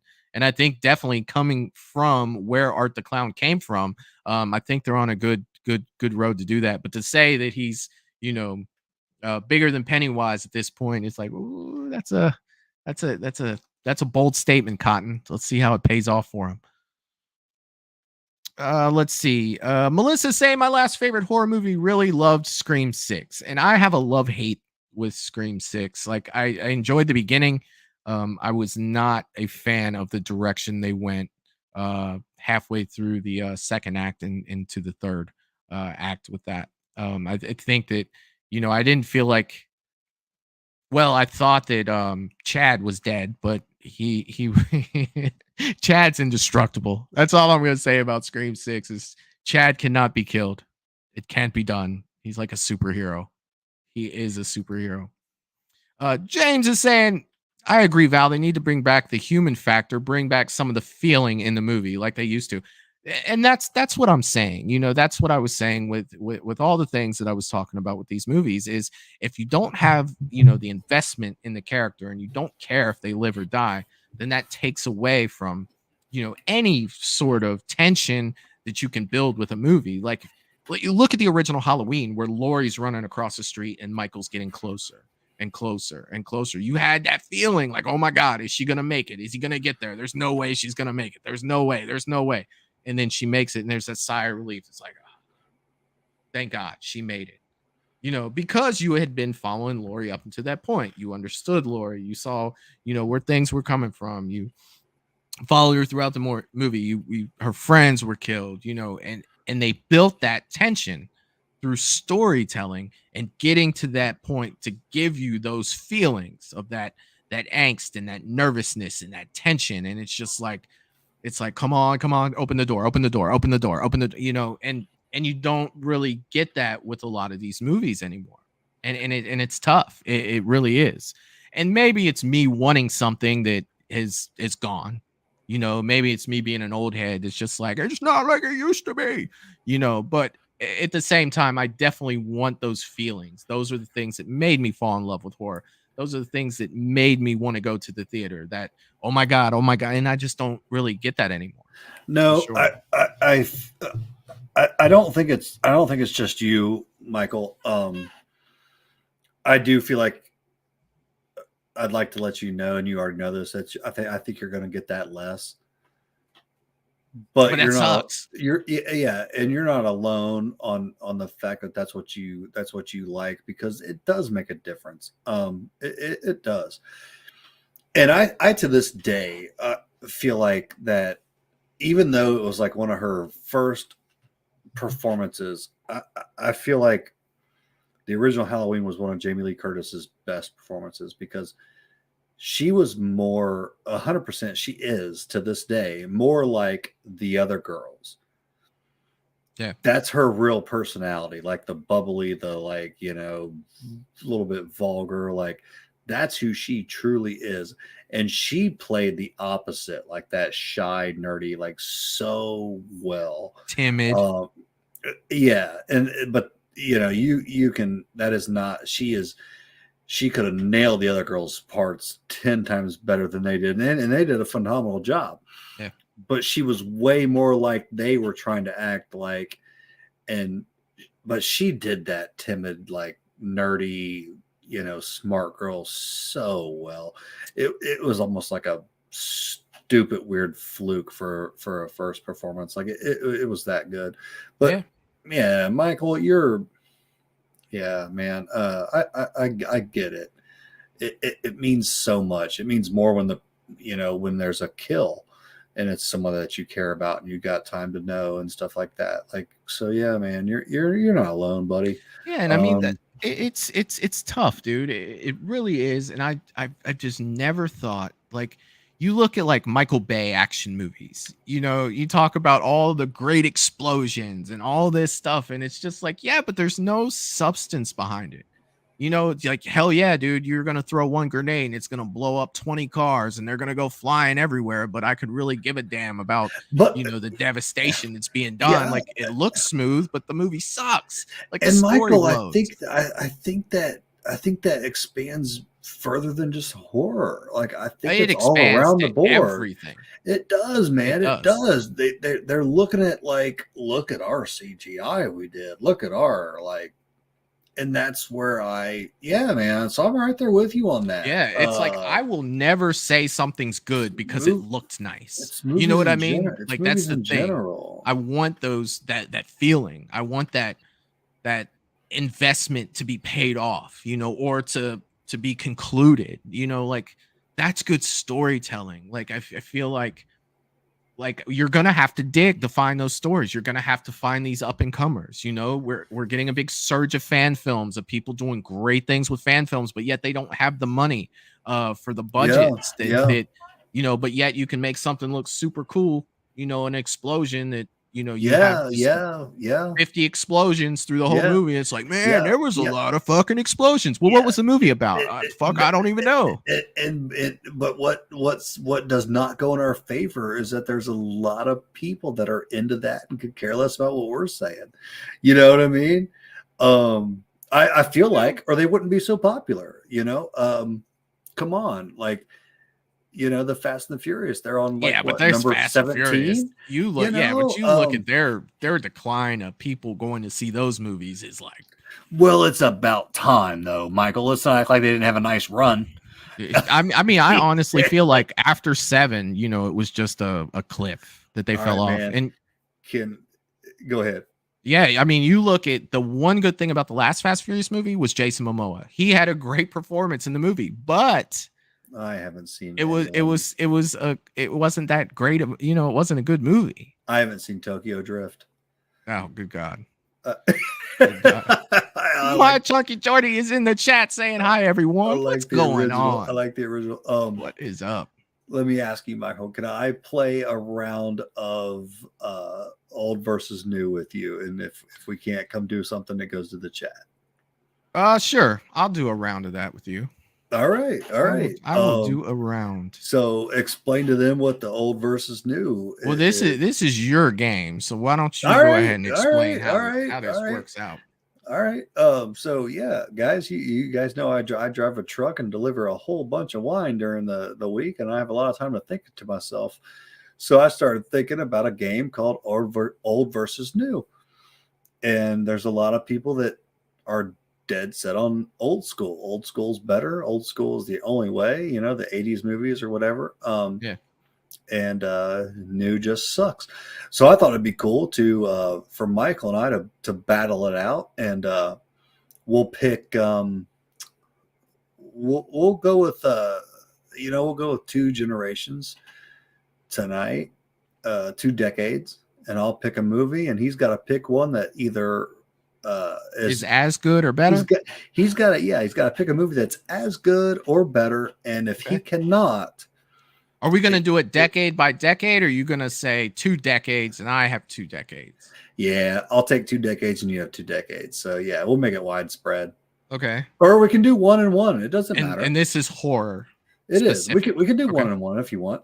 Let's do 1 and 1. You pick a 1, and then I'll let you pick the 2 decades. All right. You take 1, then I'll take 1. Then you can do it again.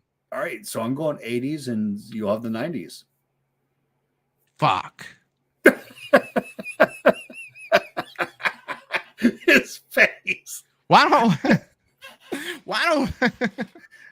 don't you do the 80s and I'll do the 70s?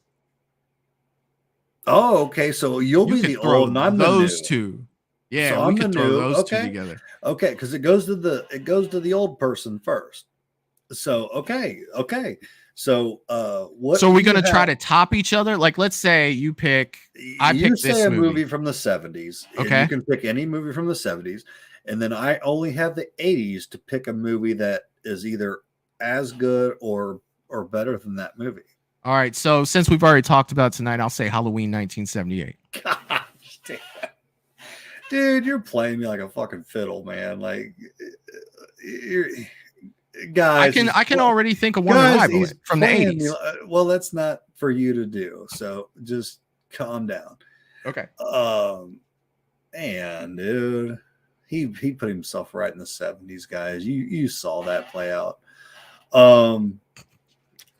So, 90s, I had nothing. Like seriously, like in all honesty, like I could destroy the 90s with the 80s. So you can just okay. If I was the 80s, yes, I could. Well, what the purpose of the game is, you want to try to destroy it with the newer. So okay, so I have the 80s. Yeah.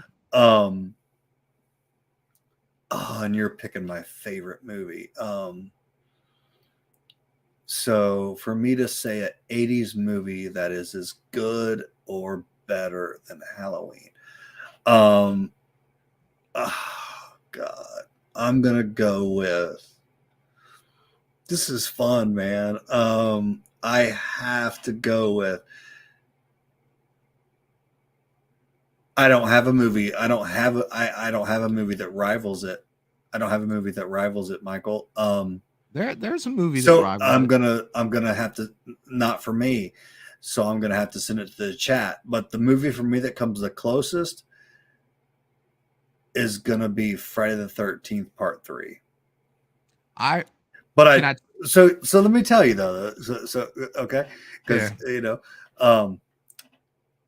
so for me, I don't have a movie in the 80s that equals that. Okay. So the closest I can come to is Friday Part 3. Not even an original. No, because I put Friday 3 over original Nightmare on Elm Street.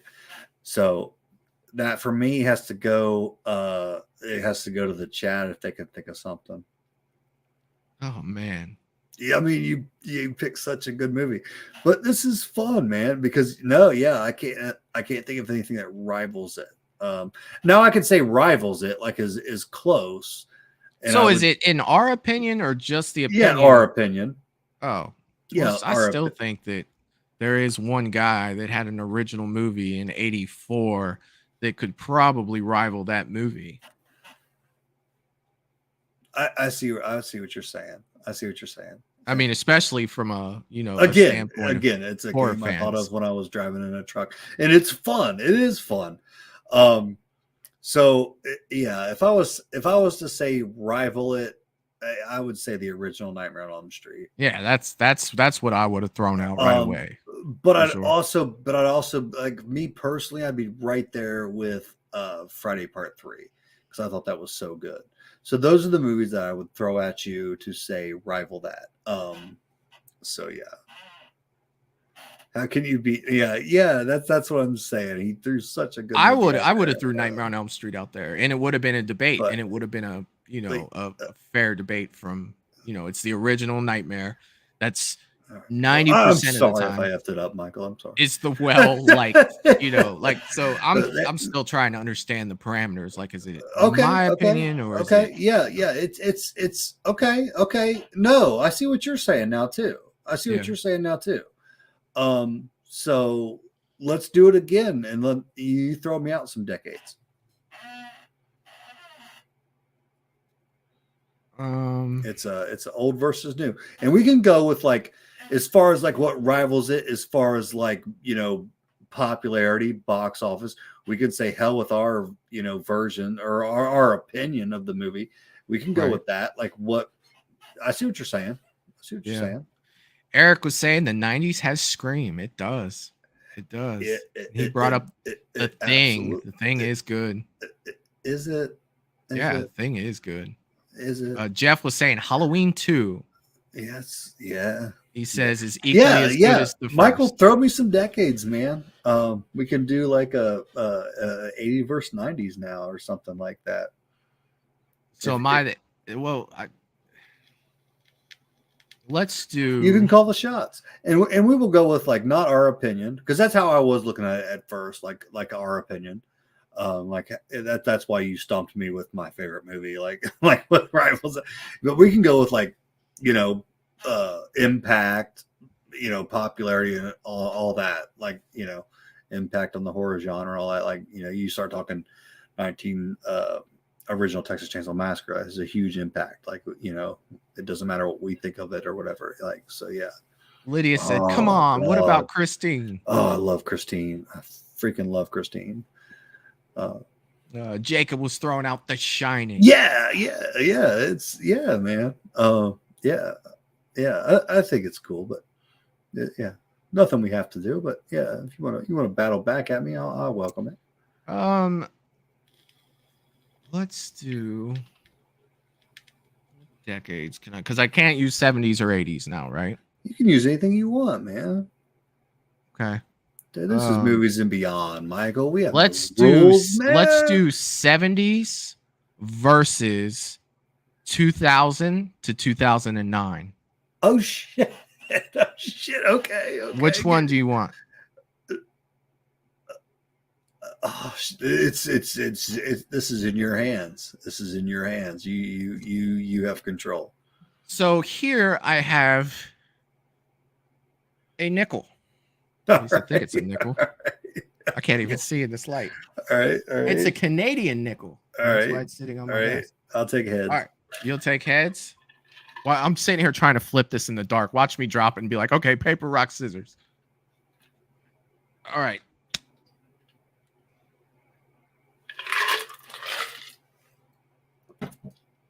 I can't even see that shit. Neither, dude. You're old. Tails. It has the Canadian. So I lost. Buffalo. Yeah. So all right. So I will go ahead and take the 70s, and you take 2000 through 2009. Oh my god. Okay. All right. Okay. So am I first? You are first. All right. I am going with the OG Jaws. Oh.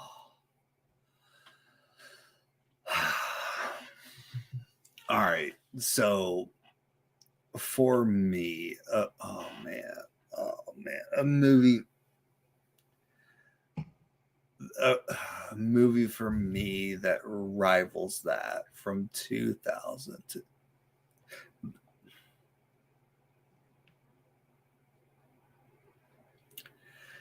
I don't know if it'll be popular opinion, man. But to rival Jaws from 2000 to 2003, I'm going to 2000 to 2009. Right. I'm sorry. Yeah. 2000, 2009. I'm going to go with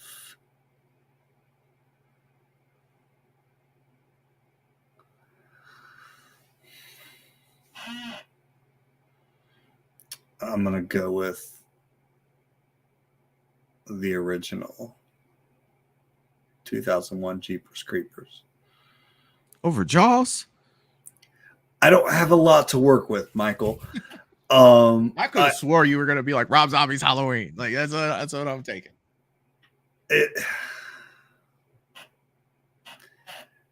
Yeah. Let's go with the chat. I figured that's what you were going to be like. Let's definitely ask the chat what they would try to rival Jaws with if they had the choices from those years. Let's see what they'd have to say.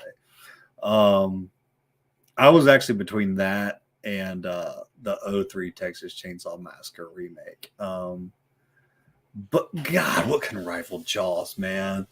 That's where I wish you would have said the 70s and 80s or something like that. It's so hard to rival Jaws. You know what we got here. James is saying Rob Zombie's Halloween 1. I love it. Jerry Wilson saying Tex Green game over. What is it? He's saying game over. I almost picked Alien. You know what I mean? Because that's another one for me that's a freaking juggernaut from the 70s. It's never been a juggernaut for me. Never. I know it is for you. Oh, first Alien is freaking. I don't even enjoy watching it that much. You know, God, man. I don't. I know it's a big juggernaut for you. Oh yeah. OG Alien. Now I love it. Aliens, That's even 80s. even Aliens, as much as I like it, I don't know if I'd consider it a juggernaut. I never got on that alien wagon that much. I just never did, you know. And that's just my opinion. I got two Friday remakes. I had two back to back there for the And Friday. that's cool. That's I cool. love that you guys love that movie because You that makes know, me happy. And they're saying not only that they like it, but they're saying it rivals Jaws. Like that's makes incredible. me happy. Lydia's saying The Strangers. Okay. What year was The Strangers?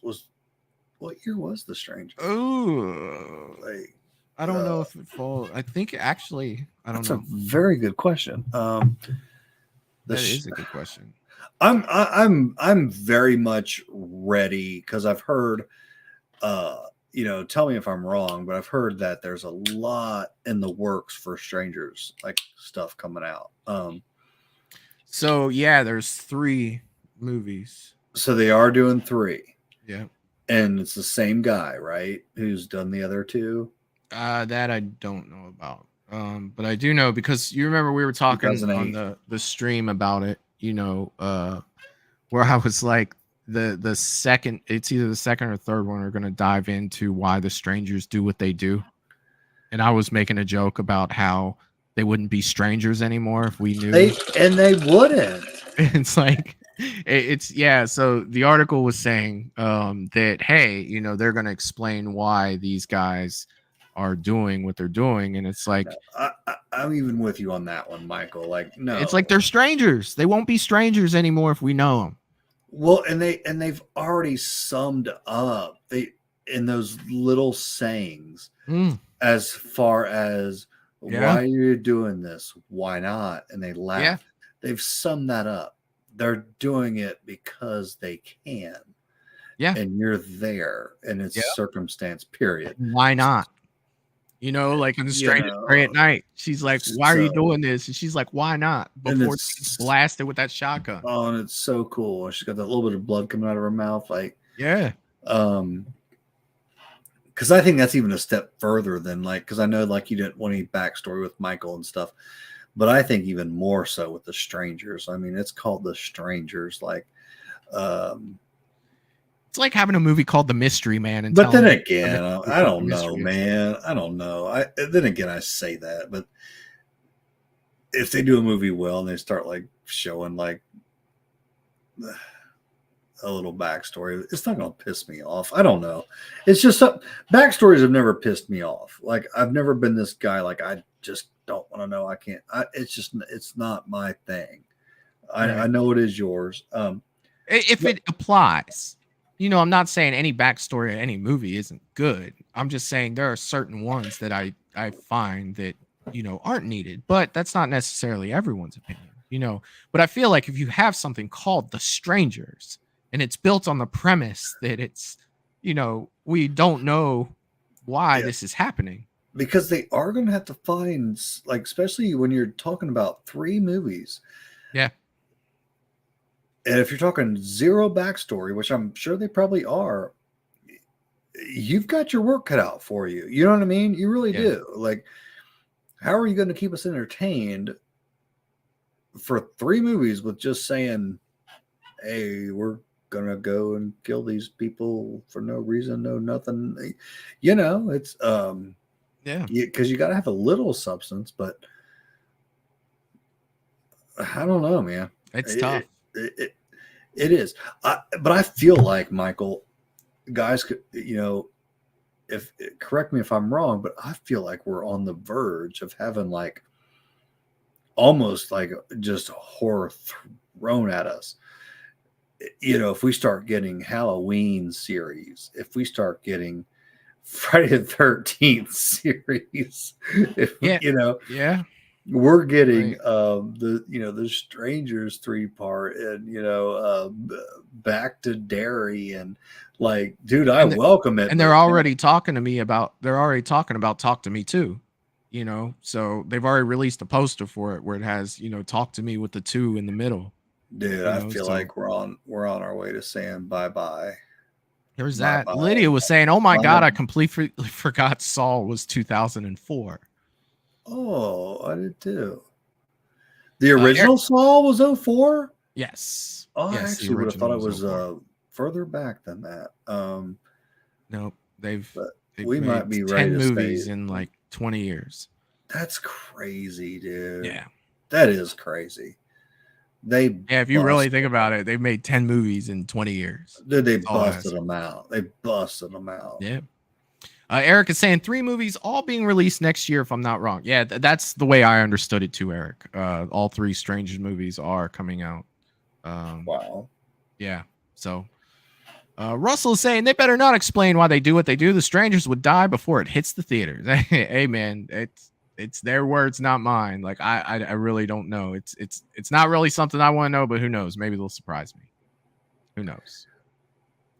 Byron said, I've been sending you guys the rest of my pitch on Instagram for Halloween Ends sequel. Yes, I have been reading up on that, Byron. I was talking about it before. You may have left out, but I've definitely been, enjoying reading, your take on what Halloween should do as a sequel to Ends. I think that'd be kind of cool.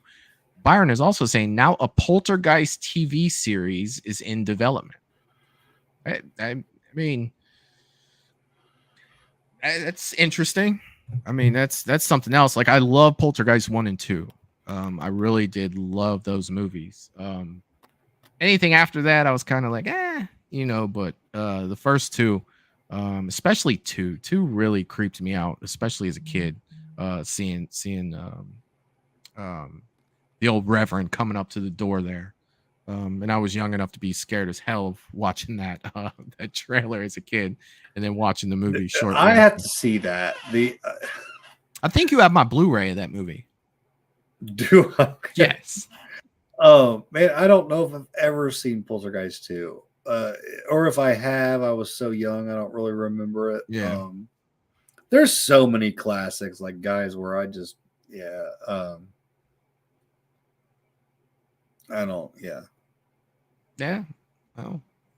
I mean, horror's looking, it's so much on the what if right now, like what if, Halloween comes out with a series? What is it going to be like? What is Friday the 13th going to look like? What is the new Strangers trilogy going to look like? So yeah, I mean, like I said, for me right now, it's like eyes are straight, Godzilla for me right now. That's my next big. And I mean, The Exorcist is now, I believe that's come to digital. So that's out. I'll be able to check that out. I think Saul's already about to come to digital if it hasn't already. So I'll be able to check that out here soon too. But I hope you like the new Exorcist, Michael. I'll be floored if you don't like the new Saul. But I mean, like Saul's easier to like for me because I really have no investment in the franchise. Like if it's a decent movie, it's a decent movie. Like I'm not going to put the pieces together if there's something out of continuity. You know what I mean? Like because I own all the Saw movies, but they're not something that I watch on a regular basis. Like I own them. Yeah. More for my, I guess collection of. It's me after watching. Yeah. The Exorcist for one. Like I do dislike all the hate it's gotten. Because I'm just like, how did that do box office? The Exorcist.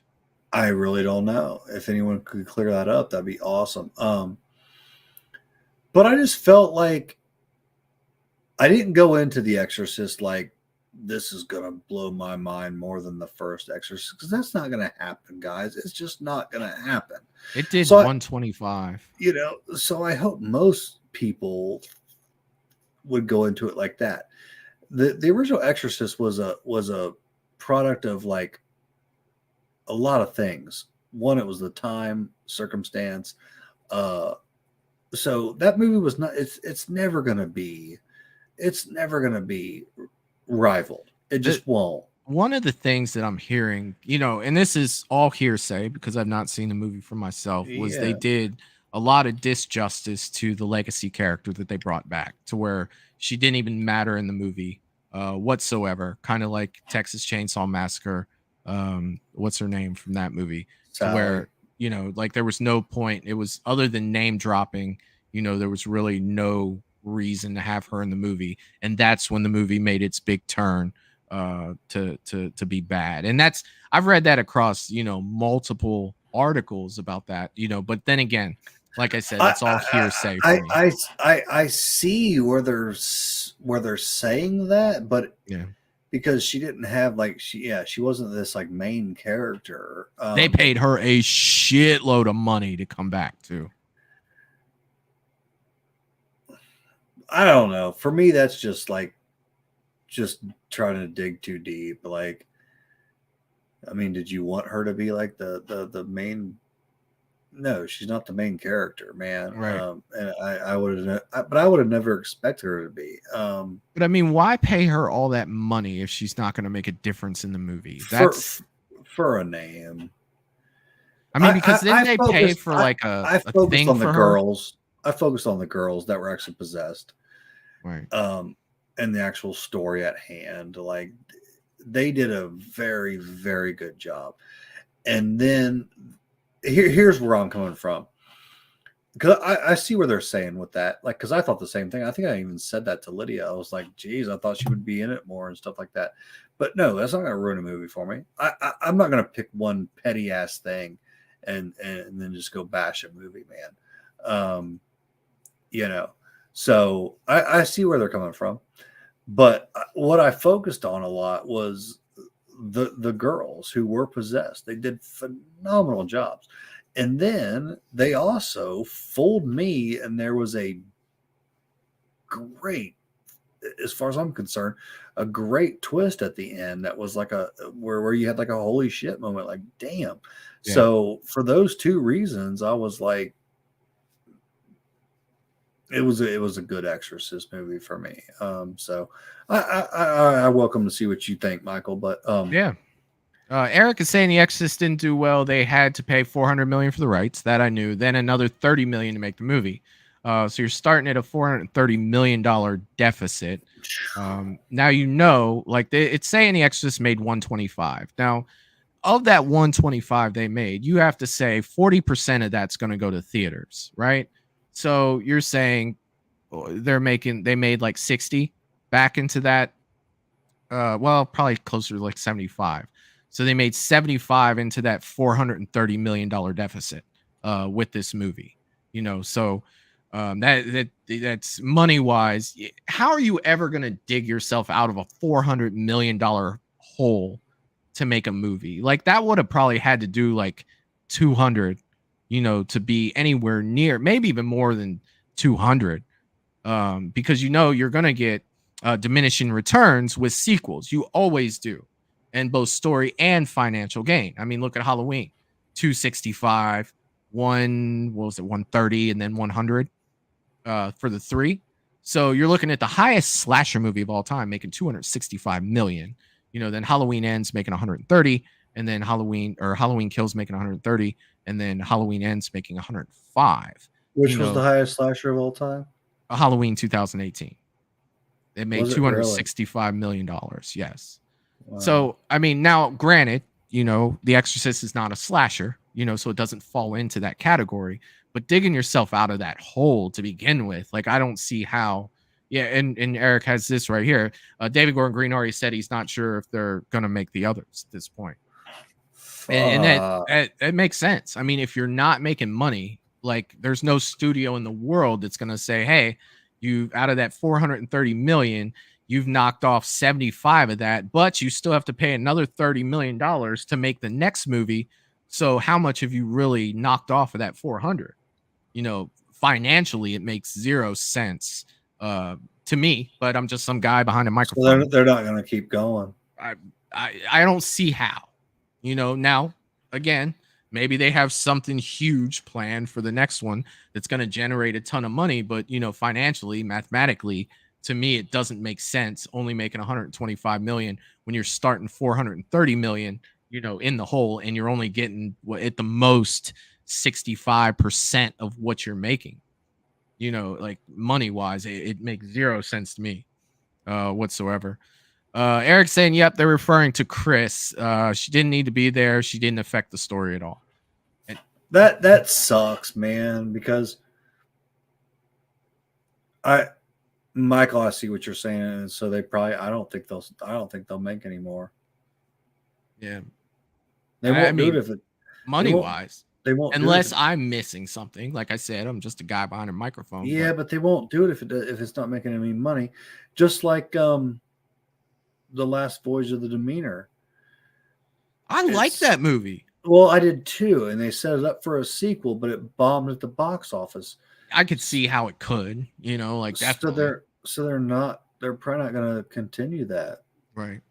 I wonder what that costs to make, though. I think they screwed up on what they called it, because you can almost put Dracula's name on anything that's going to guarantee you some views.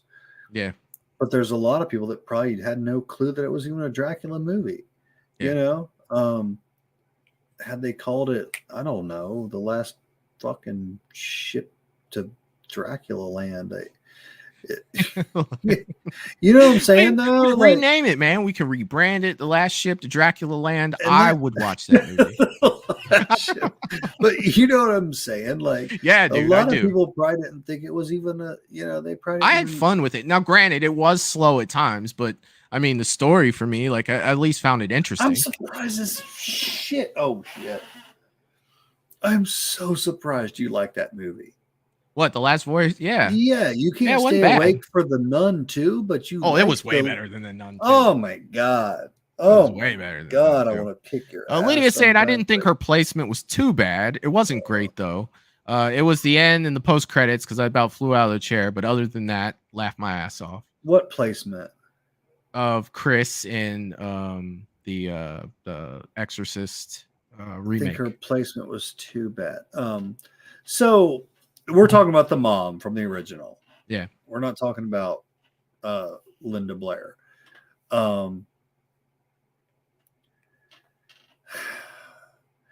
Yeah, because man,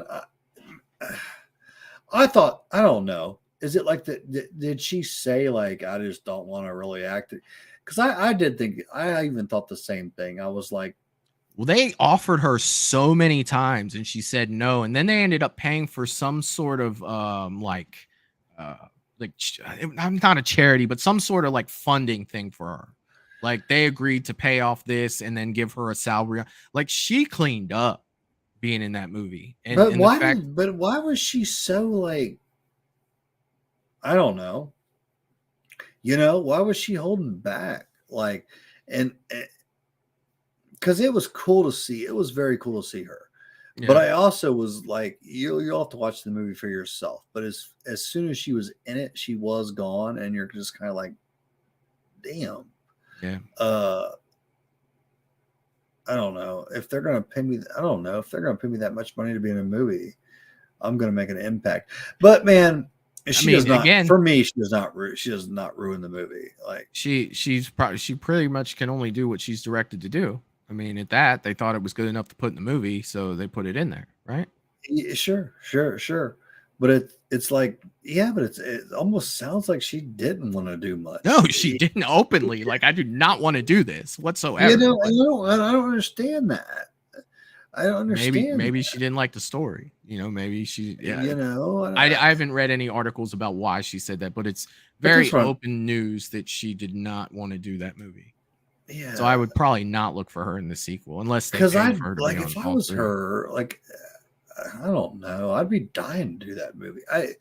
It's just I don't know. It's strange to me. But whatever. But the movie's not about her, so it's like why let her? That sounds like to me it's people that are just way too tied up in the original. Why let? I mean, why call it The Exorcist though? Why?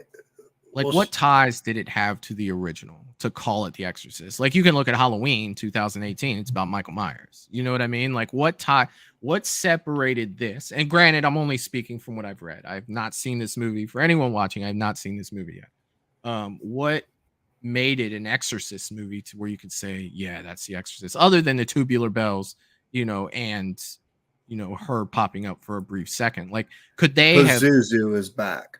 could they have Pazuzu is not back. paid the 400 million, and could it have been a different demon, and could they be making this trilogy? Well, The Exorcist is what is going to bring. Well, The Exorcist is what's going to bring numbers. They're hoping, and then from what I got out of that is that the same demon that attacked Reagan is, but they didn't make it clear, so I can't say that for sure. But I was hoping that would come out in like the later films. Yeah. I do believe that they're tying that in, that it's Pazuzu that is back. Okay. Yeah. Eric's saying, and she outright insulted characters from the OG, out of pocket for sure. Like, I have to see it. Like, I hate talking about stuff I haven't seen. Who insulted characters? I'm assuming still talking about the legacy character. I'm assuming. Eric, if you could clear that up. Let's see here. But it's like, Byron says, what part of live streams you talk about my pitch? I didn't go into detail about your pitch. I just talked about I was enjoying reading it when I was doing introductions earlier, because I definitely am enjoying reading that pitch for sure. I'm at the point with like exorcism movies where it's like, because there's been so many They're a dime a dozen. They're a dime a dozen. There's been so many like bad ones. Like, so I guess I'm at the point where if you can keep my attention, and like it was a good movie. It was, and it actually shocked me at the end. So, yeah, I just, yeah. Russell saying, go ahead. Russell saying they should have left The Exorcist alone. Eric is saying they didn't say they wouldn't make them. He said he didn't know if he would be attached to them. Okay, so they could still come out, but not have David Gordon Green working on them. That's still a hole to dig out money-wise, though. You're looking at that for sure. I'm hoping I like it. I'm still hoping that I like it. So, well, and that's what I look for. Well, and maybe I'm too easy on like exorcism movies, because I guess I don't look for like bangers, because man, we've seen just so many duds. But I guess if I can watch one where I'm like, I thought the Pope's exorcism was pretty good. Did you see that one, Michael? Is that with Russell Crowe? Yeah. No, I didn't see that one. Okay. I didn't. Because it came out like 5 minutes before The Exorcist did, right? 6 minutes. It was 6. Yeah. But yeah, and I thought, and I started, and even with that one, Michael, I started hearing like a lot of like backlash and stuff. So I wasn't even like really interested that much in seeing it, but I was like, okay, it came out, I'll check it out. And well, those are good when you have no expectations. It is, I mean? Man, and it surprised me, man. I'd like to know what you think about that one too. I'll check it out, man. But Exorcist movies, like we were talking about, dude, I'm never in any rush to see them, just for the simple fact that they are a dime a dozen at this point. It's just like, who's getting exorcised now? It's like, we got the Pope's exorcism, we got the Exorcist, and that's all realistically was within a month or two, right? Those two coming out with each other. Yeah. Or something very close to that. I'll tell you, and I'll say this to the end. The two girls, whether you like the movie or not, in the new Exorcist, they were amazing. They were amazing. Yeah. So I give them, the one girl looked so much like Reagan. It was unbelievable. Well, the one girl's going to be at Horror Hound, isn't she? She is. She is. So, I mean, that's kind of cool. Yeah, it's very cool. I hope they bring the other girl. But man, Michael, check those out, man. I'm dying to know what you think. Been a little busy the past month or so. No, I get it, man. Belinda is saying the last scene with her definitely made it feel like her character would be in the sequel along with another. She definitely set herself up to be miserable if she didn't want to do it. Money talks. You know what I mean? Like that's the thing. Dude, yeah, man. I don't get anybody saying that the movie's trash. You can say it's not your favorite, all that stuff. I can see all that, but I don't see trash. It was a good film. I mean, it looks like nobody really went to see it though, and that's the issue with making the money to keep moving forward with it. Like that's crazy. Sure. Eric is saying if they would have left her out and called it something different, it would have been so much more well received. And I mean, that's the expectation that comes with a name like The Exorcist. You know, you're talking about arguably, now I'm saying this arguably, one of the best horror movies of all time. And you're going to throw a direct sequel X amount of years later. And it does work. We've seen it work.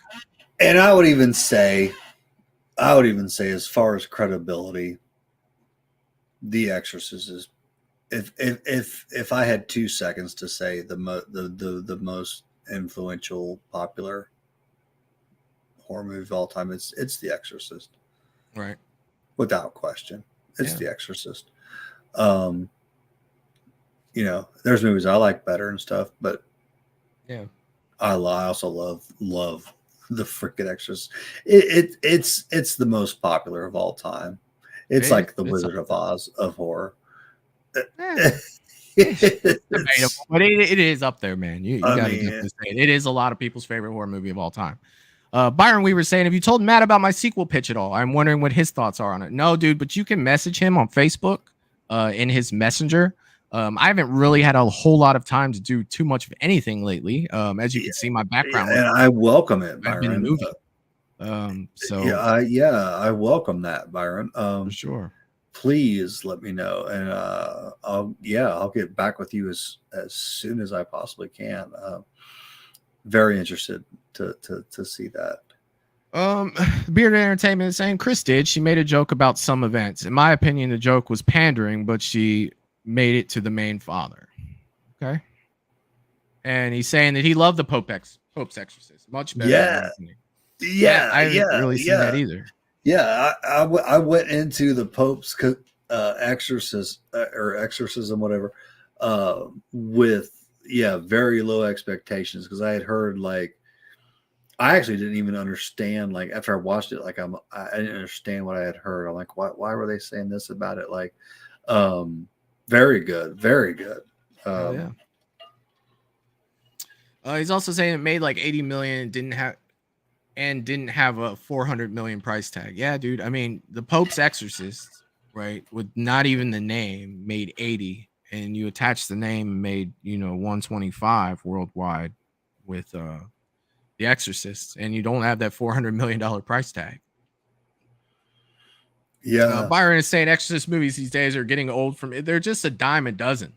Like that's the thing. Yeah, and that's what sucks, because, like, if you just don't know which ones to turn on, because I'm always down, especially if I'm just bored. Yeah. I'm always down for an okay, end of the week, you're tired. If it's halfway decent, I'm down for a cool exorcism movie. But yeah, some of them are absolutely a waste of your time. Like, but shit, that's horror in general, guys. Like, yeah. Come on. Anything that Russell Crowe does is good. Russell Crowe has been in a lot of cool stuff. Like, I've like a lot of Russell Crowe movies. Oh yeah. Sure.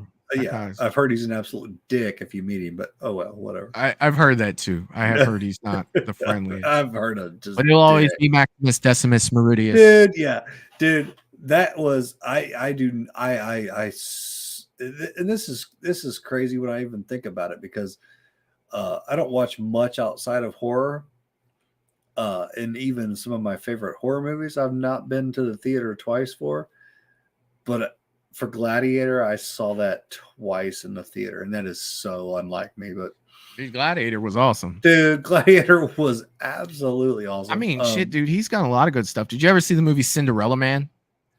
No. He's a boxer in that one. It's really good. I really enjoyed Cinderella Man. No. And of course, he played Zor-El, Kal-El's father in Man of Steel. He has been in some great stuff, but I want to say Gladiator is the last movie that I actually remember seeing twice in the theater. Like that's very rare for me.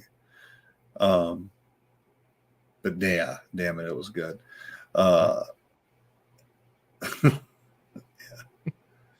Eric is saying, on a more positive note, I've already started working on my costume for the next Scarefest. Oh hell yeah! Oh hell yeah! I want to know what that is. I want to know what. Did you see his Rob Zombie's Michael costume he made? So when I got when I met the Bearded Entertainment, he was out of costume. It was regular face. So I didn't get to see his full costume, but it was cool, man. He did a good job with that. Weathered the overalls and everything. So it was who now? Who was it? Rob Zombie's Michael Myers. Oh shit! I wish I saw that. You know how much I love that shit. Yeah, it was good. He did a good job with that. And it's Eric, right? Yeah. Eric, yeah, man. Eric, I didn't get to see that, man. I was talking with Lydia about that this weekend. That I feel like I'm starting to get like more into, like, yeah, I love Halloween and dressing up, but as far as just cosplay, because you can dress up a lot more than just being on, for Halloween. You can dress up for, March, Horror Hound. You can dress up for, So I find myself, I think I'm going that route. You just want that Amy Steele experience that Lydia got. Because Lydia got the ultimate Amy Steele experience. It was like that's gonna be like Lydia. You will never forget that. Like the rest of your life, you'll be like, "Holy shit, that shit was so awesome." So here it is, man. I finally get to see my favorite final girl, and I didn't mean jack shit to her because my girlfriend happened to be like the coolest sackhead you ever seen. So Amy Steele didn't even know I was there, Michael. Like it was god awful, dude.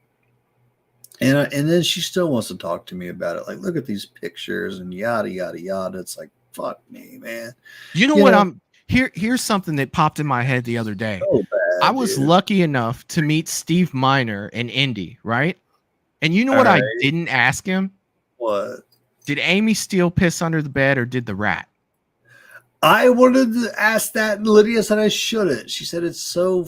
If we ever meet Steve Miner again, I want to know because that's something we've been back and forth. Like our group argued it. It was her. It wasn't the rat. There was too much. Okay, it was too much. Exactly. Michael, if I don't forget, this coming Saturday, man. I will have your seat. Your seat. I'll have your seat right there, facing the big screen. And I hope you're here for Horror Night, man. I'll do my best, man. For sure. Well, man, it's been a minute. It's been a minute, buddy. Much longer drive too.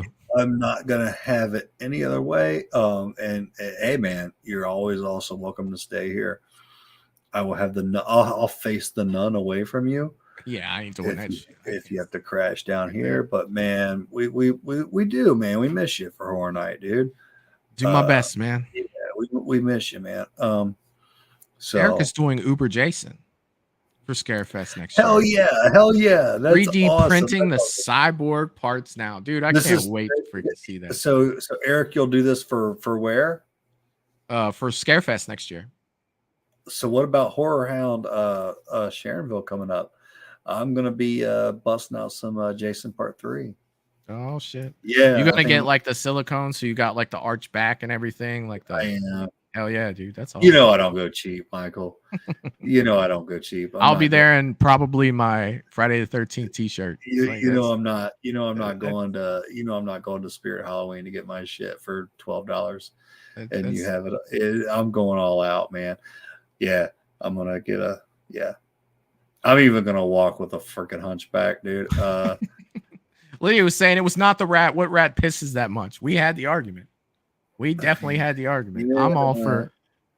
They were talking. The argument was the location, and I was saying it shot out of there. Yes, it was. It's so weird. Yeah, it is a weird location. I said she was really scared, and it just shot down the leg, like it just because shot out because the piss comes from right where the rat was. It was by her feet, yes, and that's where the rat came out. But there's no way.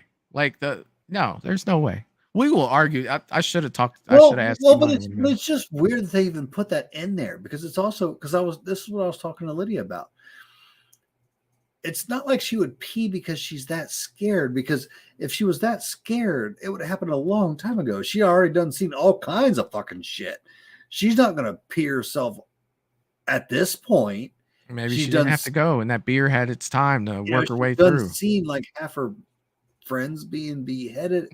It was just a weird time to put the pee. Like it was weird. It definitely right. It was. But I still want to know what Steve Miner has to say about that. For sure. Me too. I'd love to be right there. It's like, and then Lydia poses an argument. She says she was pissing because she was terrified of Jason finding her, and the rat. Notice how I said that, and because it was in capitals. And the rat jumped in front of her face. She was using every muscle in her body not to scream. And I can buy that. Fair enough. I can buy that. The location, it would have had to been projectile though. I can buy that. My only thing was just like I just don't know if at that point she just had seen so much already. I just didn't see her being so terrified at that point that she pees herself. I thought that'd be something more like at the beginning, like.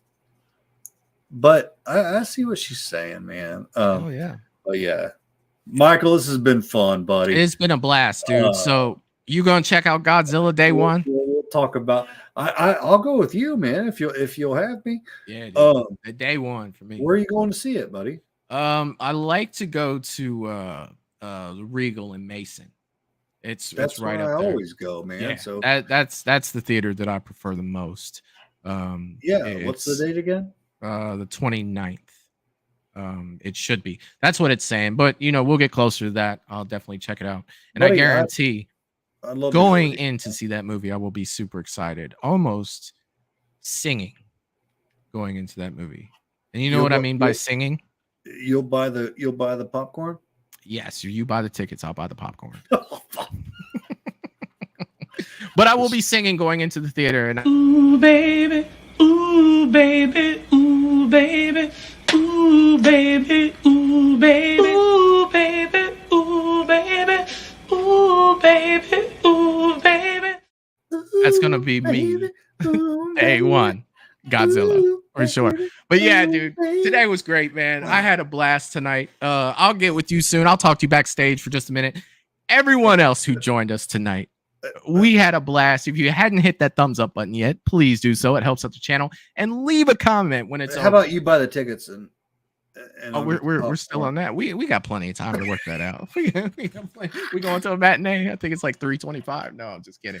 But yeah, we'll talk about all that. But if you do want to support the channel, please check out Patreon, www.patreon.com/moviesandbeyond. And I got some cool stuff coming up here very soon, and I'm hoping to be making some announcements here soon about some cool stuff coming up. But as for the live show for tonight, Matt and I will both see you guys next Sunday. Love you guys. Look out in my community tab because I do have a few announcements for this week, and I'll see you guys next time. You got anything left, Matt? I do not. I do not. I can't wait to be back next Sunday. I freaking love you guys. And yeah, Michael, you're buying the tickets. Yeah, well, I'll talk about that. But anyway, all right. I'll see you guys next time. Peace. Toodaloo, motherfucker. Hey.